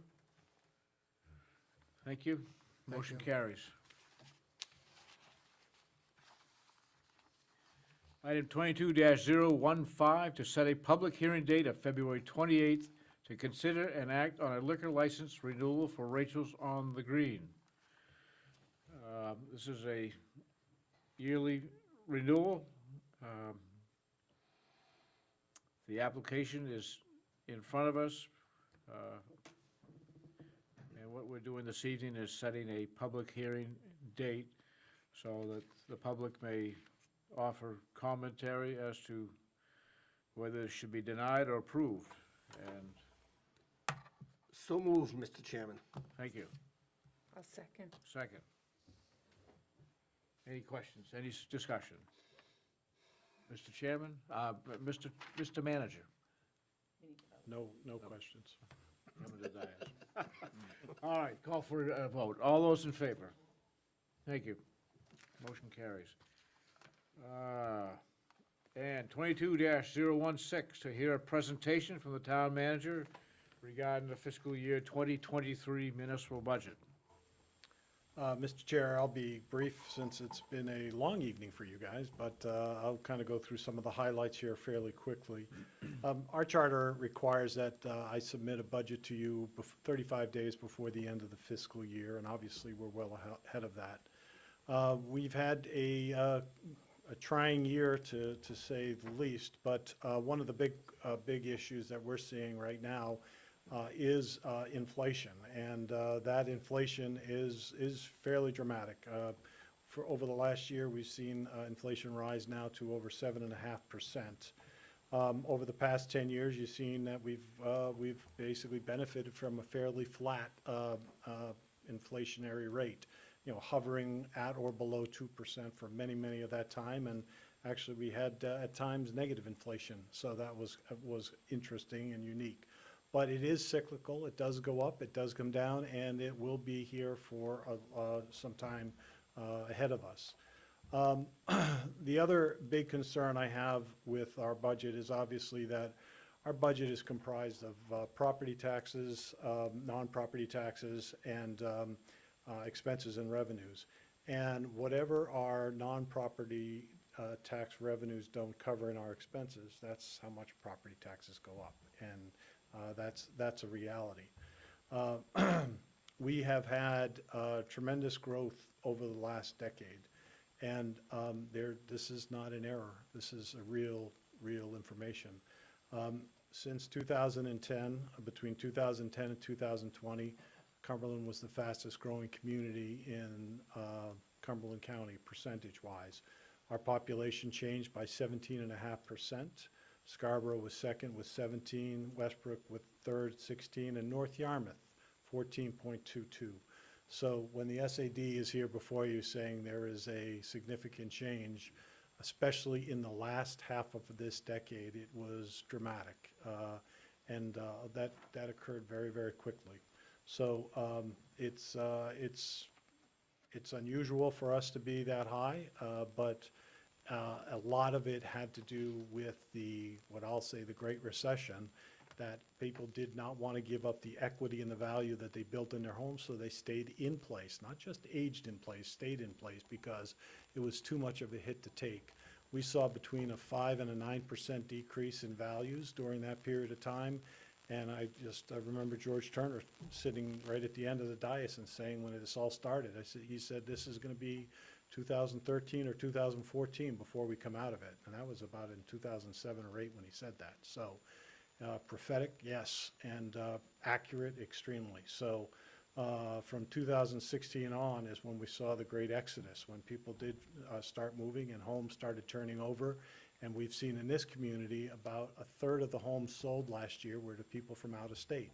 So obviously the pandemic also contributed to that, where people just wanted to move north and get away.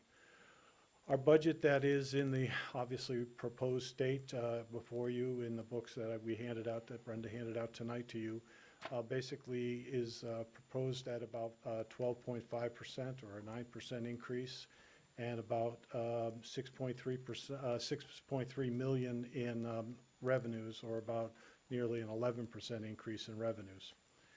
When you look at the budget, our budget our software allows us to break it into specific categories so that you don't have to go through every single budget and try to find commonality. And those 11 areas that we break these things down into are everything from wages and salaries, benefits, utilities, program expenses, and debt. When we look at those, there are reasons behind everything. My budget that I've submitted to you tonight also includes the 4 full-time positions we funded. We put back in the budget last year when we didn't replace them during the, what I'll call the COVID budget, which basically slashed $1 million from the budget in a week. Those positions were brought back last year in January, not on July 1st. So half of those positions were paid for last year, and the other half were kicked forward. We kicked the can down the road to this year. Those are 4 of the positions. We have had a lot of problems this year filling shifts like every other town around us has at the fire EMS level. Many shifts have been filled with EMTs, and as talented as people as we have, it's still a paramedic is really what we want to fund we want to have in those shifts, and there are just none available right now. So we are trying desperately, like other towns, to hang on to the per diems we have. And a per diem, for folks that don't know, are basically folks that work at full-time at other departments. Most paramedics have a 8-day schedule where they work one day, have a day off, work one day, and then have 5 days off. So many of these paramedics work in other communities to earn extra pay, and that's what they do, and that's the nature of the beast, and that works for them. But those 5 days where there used to be a pretty big pool of paramedics available no longer exists. They've all been hired full-time in other places. Falmouth now will be probably over 30 full-time employees in their fire EMS department. Westbrook is at 43. So when we look around us, these departments have grown substantially. And to basically fill that need, we have basically done the best we can, and that's been filling most of those shifts with EMTs. What you don't know is a paramedic is at a much higher level of medical training than an EMT is, and they can issue and give out medications when you're on your way to the hospital, where an EMT is pretty limited to getting you on, taking your vitals, and getting you to the hospital, where a paramedic can help and assist in pain and heart monitoring and a lot of things that historically Cumberland Fire EMS has been able to do. But without personnel, we can't do that, and my budget is asking for 2 additional paramedics. And how we find them, I don't know, but we can't rely on per diems. It's just not possible. The other issue I have with the fairly significant rate of inflation we're seeing before us, I'm looking at wage increases proposing at 6%. And wage adjustments where appropriate. And we have many lower paid employees in our midst that are much below what they could make in a fast food restaurant. And those in my budget have changed to be much more competitive salary with other similar positions around us. Benefits, we're hoping that we're going to be around a 10% increase in our health insurance. We'll know more probably by April. We did experience an increase in our mod rating for workers' comp because of injuries we've had throughout the organization in the last couple of years. That also translates through retirement benefits and everything we do. Anytime you increase wages, you increase just about all your other benefit categories as well. When you look at the other items, you see contracted services up about 10.6%. That came a lot in solid waste at $90,000. That increased not because of just the tipping fee at EcoMaine, but also the number of houses we added each year. Each year we do a reset on the solid waste contract with Waste Management, And that reset basically counts the number of new building permits and adds to our contract. We had a lot of new homes last year. That, along with the increases we did with the police department in their communication systems through the county dispatch, also added to that number. So when we go through the budget, and we will in detail over the next few months, I would ask that we look at maybe some of the bigger items first and then try to tackle that instead of trying to get through maybe some of the minutia that is really kind of a waste of everyone's time when the bigger issues are wages and some of the other bigger ticket items that you have in front of you on the list here on the screen. When I look at all this, it's a very challenging, very challenging year. We have, as well as all the towns in Cumberland County, have reached out to our county manager and our county staff and asked for them to see if they can help us staff more at a regional level with the fire EMS positions. Paramedics and EMTs were the #1 issue of all the managers in the county to ask the county for assistance. They are putting together, they've done 2 surveys so far, and they're putting together a study to assist us, but that study and those results aren't going to be around for another year or 2, and we have a problem in front of us that we have to deal with now. We're all committed to the regional solution. We have reached out to our neighbors to ask if there's capacity for them to assist us with some of these issues, and unfortunately, everybody is stretched. The ironic thing in all of these instances, especially around fire EMS departments, is that we all had great call companies, and those people were awesome because when the bell rang, they came. And what has happened over time is because of the shortage of all these people, we hired them all. So now they're working full-time everywhere around us, and there's no more call companies to pull from. So when the bell rings, the people that you used to have are now working in Westbrook or in Falmouth or in Gray or New Gloucester and everywhere all over the county. So the volunteers that were around and were available aren't there anymore, and that hasn't served the fire EMS trade very well, and it's been very difficult. We here have been just extremely fortunate to, when we do call, the people do come. We have a huge contingency in West Cumberland that have volunteered for everything, and as long as they're available and not somewhere else, they're coming to these calls. But they too have been stretched because as their full-time jobs, there's staffing shortages there, they're being required to stay longer hours and work additional shifts that they normally would have been able to come here. That's not the case as much anymore today as it was maybe 5 or 10 years ago. So that's a struggle. So we are fortunate to have the employees we do.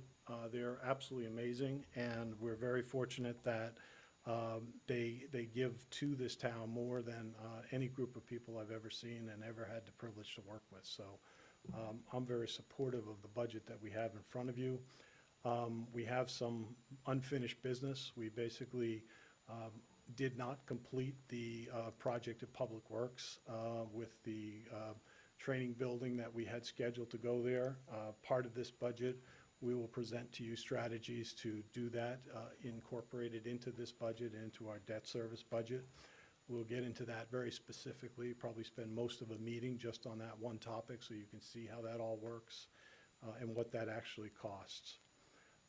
My proposal would be that if you accept that strategy that we'll present, the finance director has done an unbelievable job in our restructuring our debt service with our debt service reserves and our capital budgets. I think we'll be able to issue a $1 million bond to complete that in this fall with the Maine Bond Bank for possibly a spring of 2023 construction.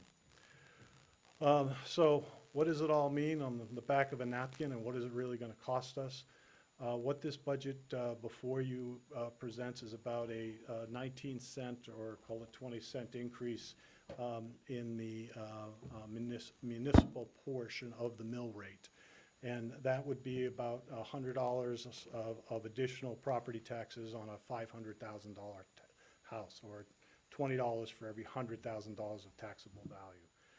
That doesn't, seem like a lot at first, but everything counts. Everything is incremental, everything adds, every penny counts, every dollar counts, every $100 counts. So I'm not being cavalier in any way about this, but it is going to be an increase, and the county increase is about 1 cent, and that's typically where they have been running. But remember, even though that sounds small, the county budget now is going to be over $1 million this coming year.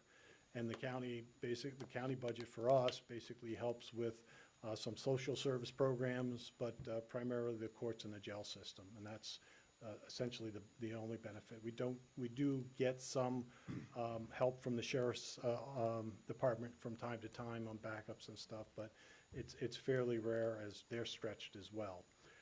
The other thing about the county to know is that they're going to a fiscal year next year in 2024, which is a nightmare when you hear those words as a manager, because that means you're going to have essentially a payment and a half to make.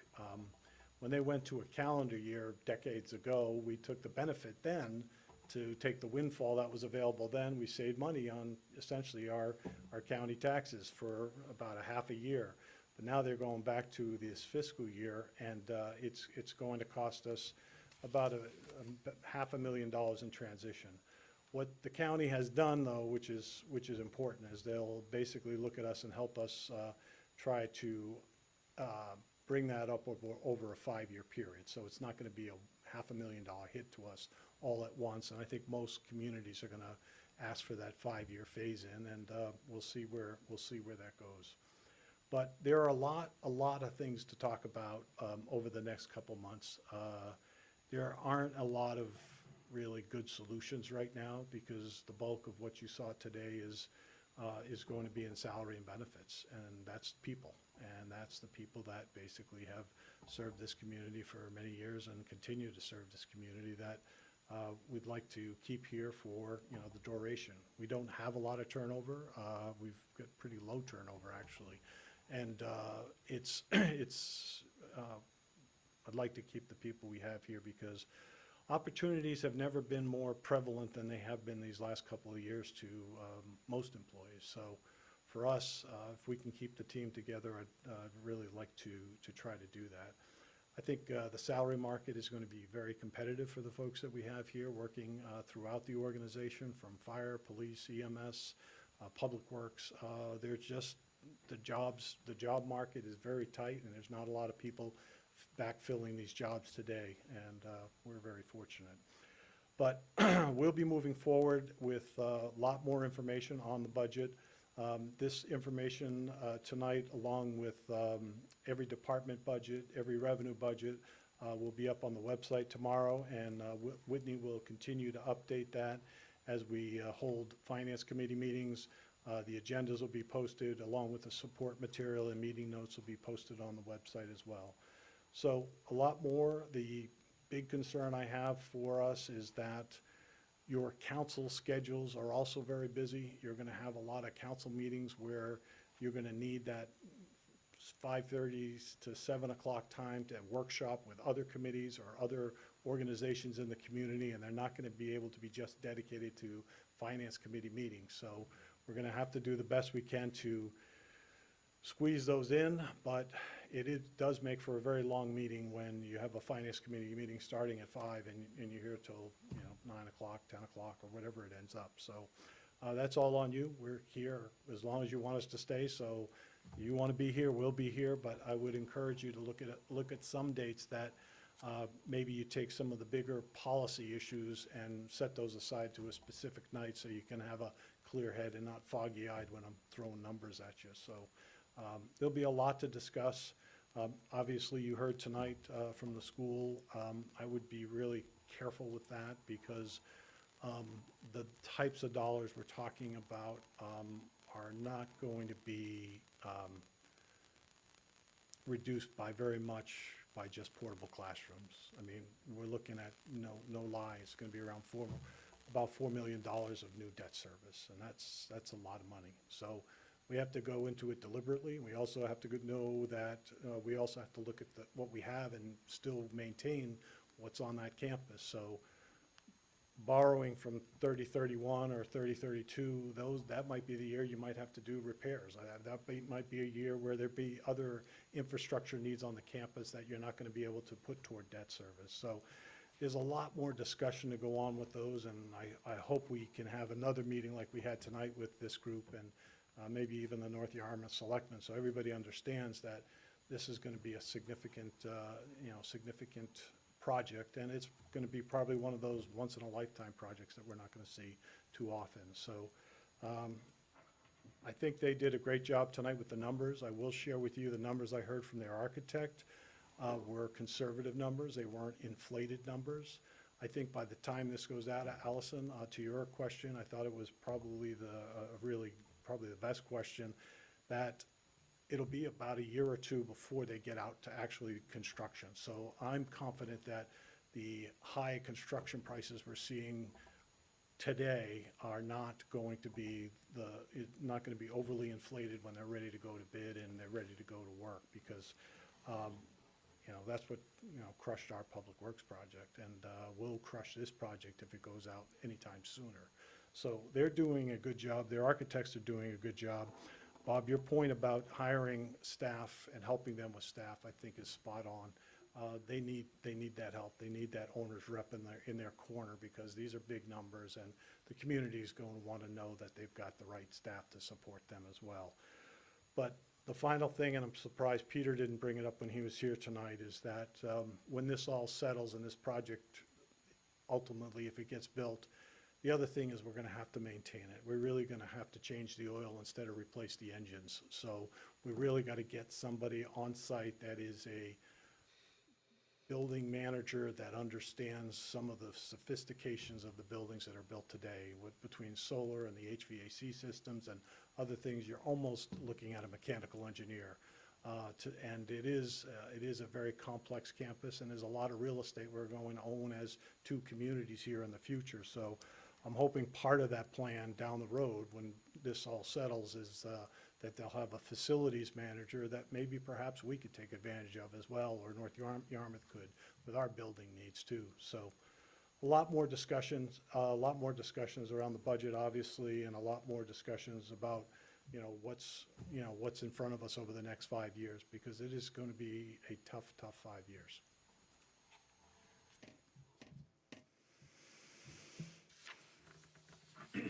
Thank you, Bill. Next is new business. Mark, I think you have a little bit of a presentation for us. I do, thank you, Mr. Chairman. Before I get into that, I kind of had two issues I wanted to raise.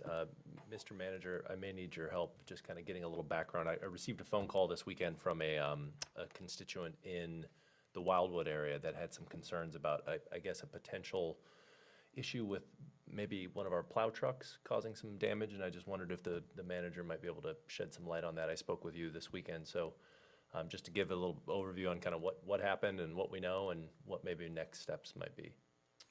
No, I think those of you who know Route 88 and the pillars at Wildwood, one of our plow drivers was coming around the corner, and if you look how close they are, they're pretty tight to the road. Well, he got a little too close and he clipped the pillar itself, knocking it over.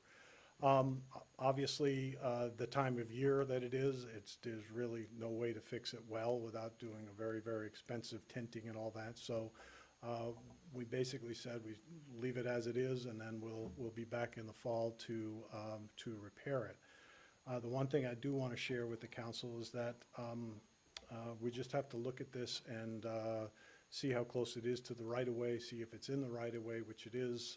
And I believe these are the type of things that we should try to avoid having in the public right-of-way, because they're not safe to be in the right-of-way, because we don't want a car striking them or somebody being injured.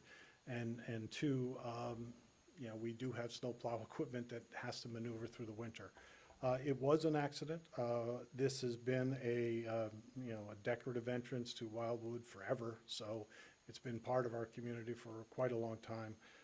We will do our best to restore it and repair it this spring, but there was no ill will by anybody. It was probably more of a lack of communication between trying to get a hold of our insurance company and surveyors and everything else to just find out, what's the best solution. I mean, should this pillar actually go back where it is, or should it actually get set back on private property instead of being left in the right of way?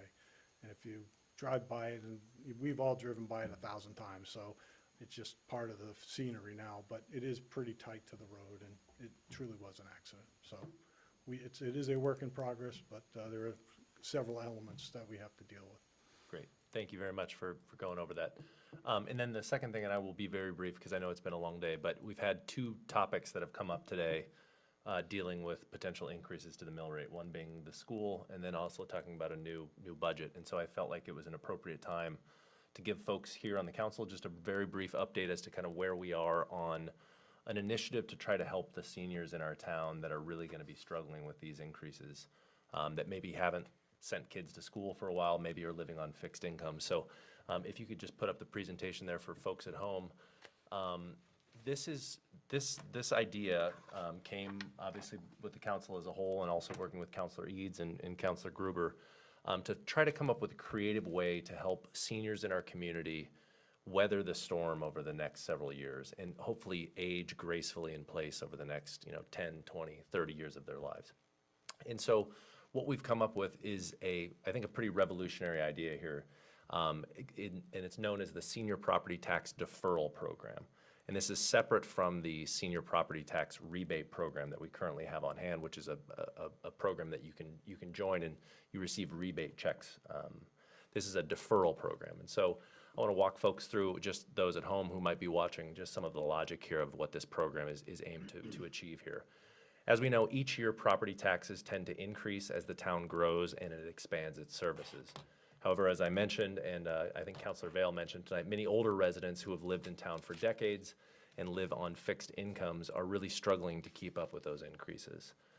So to help those residents, the Senior Property Tax Deferral Program would allow certain qualifying Cumberland residents to defer the payment of any incremental property taxes. So let's say it increases $250.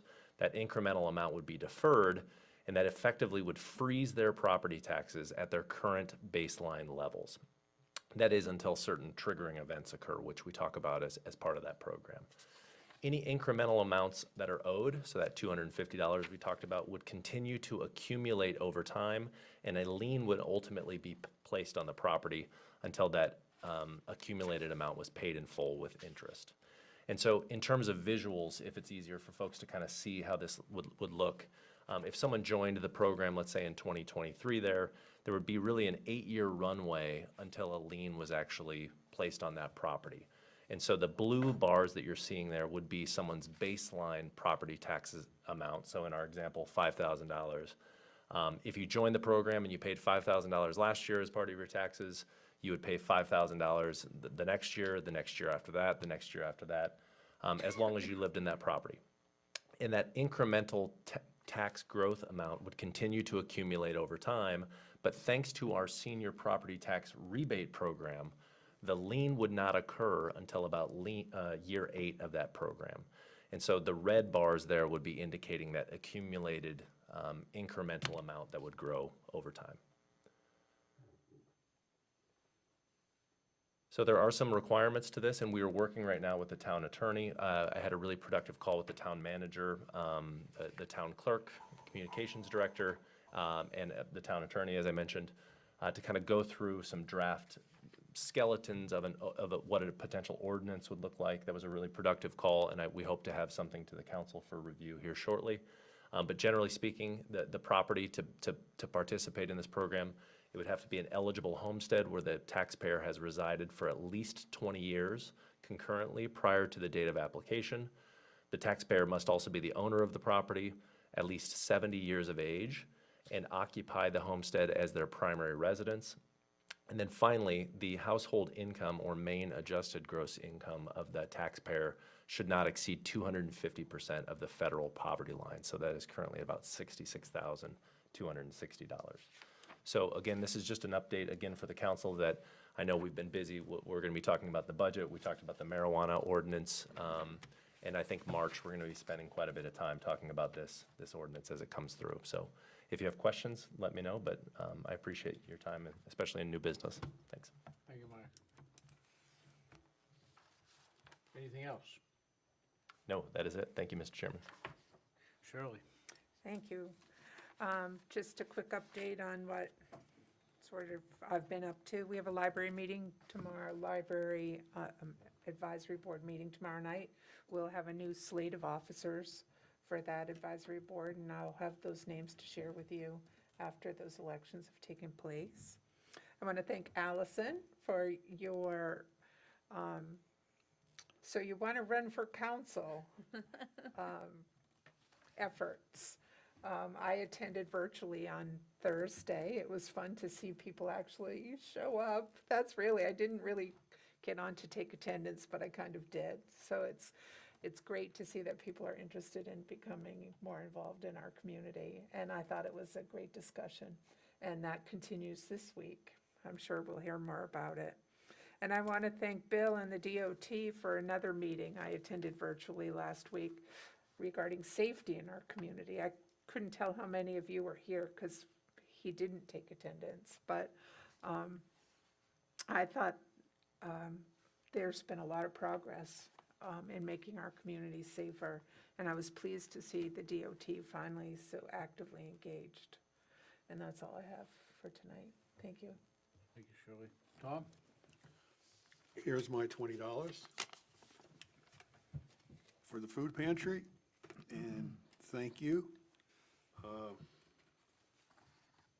We have a number of budget meetings coming up, and I really do appreciate everybody attending those. The volunteers numbers are rising, but that's good news and bad news because the number of folks that we have using the pantry is going up, and unfortunately. However, I want to thank the volunteers for all that they've done. And let me see, I have one more thing. Does anybody have an idea how many volunteers we've had over the last year? Couple of years, since we've been open? Ready for this? Over 500. Wow. That is an amazing number. So I do thank all the volunteers that we've had in the past. So that's all I have, Bob. Thank you. Thanks, Tom. So two things. First, to Shirley, thank you for popping in. It was good to see your face. And so myself, Brian Seitz, and Mike Williams were there on this past Thursday for the coffee chat, and it was really encouraging, not only for folks to be there in person as well as virtually for the coffee chat, but really very engaged and a lot of really great questions and wanting to learn about kind of the role of a municipal leader, but also about committees, right? And so that I will encourage those that couldn't join us last Thursday. We have another coffee chat this Thursday at 8:30 at the Prince Memorial Library, which is focusing on committees and how to get involved in that way, if that's a kind of a safer way to step into kind of serving the town or the school district. So Councilor Vale will be our kind of formal representative on the panel, and I know Peter Bingham will be there for the school board, and I'm not 100% sure from North Yarmouth if it'll be Brian again or someone different. But encourage folks to come in. If you didn't get to the first one, that's totally okay. These are just floating, and please join us for kind of coffee and some pastries. The other ones, I wanted to just give a quick update on the survey. So this is a mock-up of the postcard, but the link itself will go live on this Thursday through the Crier and the website and social media. Whitney did kind of, we're working on the final quote, but the last time we did this postcard, to be able to send it to all of households was about $1,800, so we're kind of assuming about the same cost to print and mail.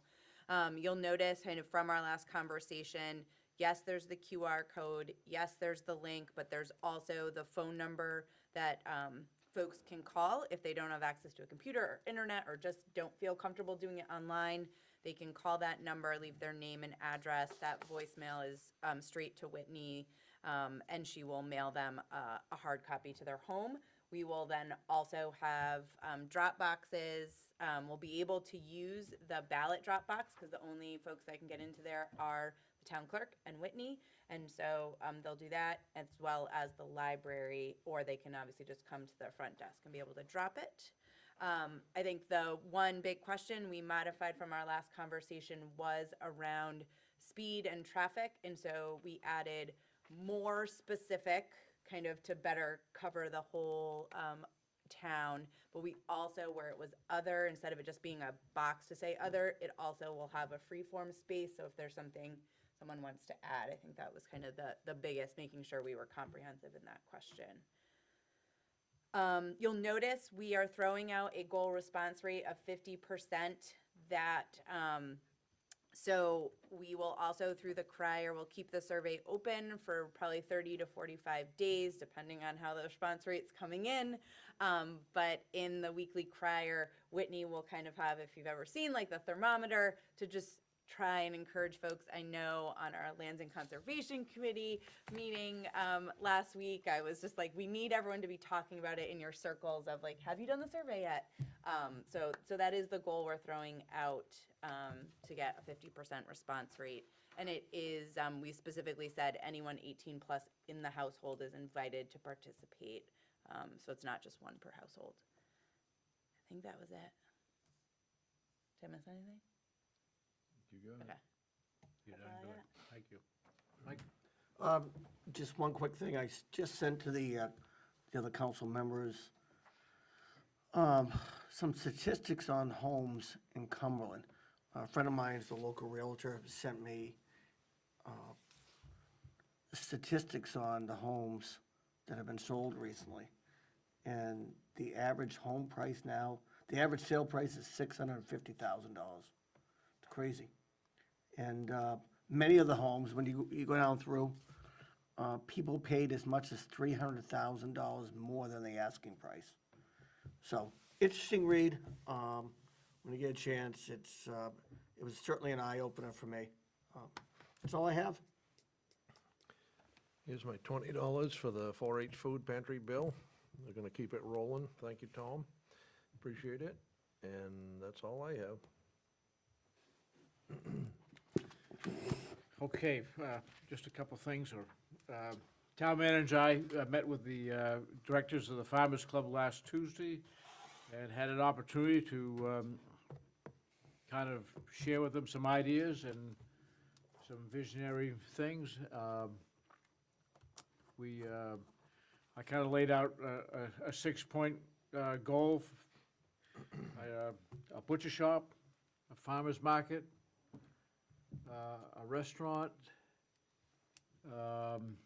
cold storage, supporting a teaching position at the high school or the middle school. They were, for the most part, very receptive. We think there might be some money out there to initiate some of this, and so they didn't throw us out, and they said we could come back again. So anyways, I think it fits well with our idea of providing for the Lands and Conservation and their work going forward about how this community can feed itself, whether it's a paper plan or an actual plan. I think the process is valuable, and anyways, I think we'll hear more from them. Anyways, that's really all I've got, and thank you all for coming, and very grateful for your input and insight, and enjoy all of you. So anyways, I'll take a motion to adjourn. Motion for adjournment. A second? All in favor? Thank you.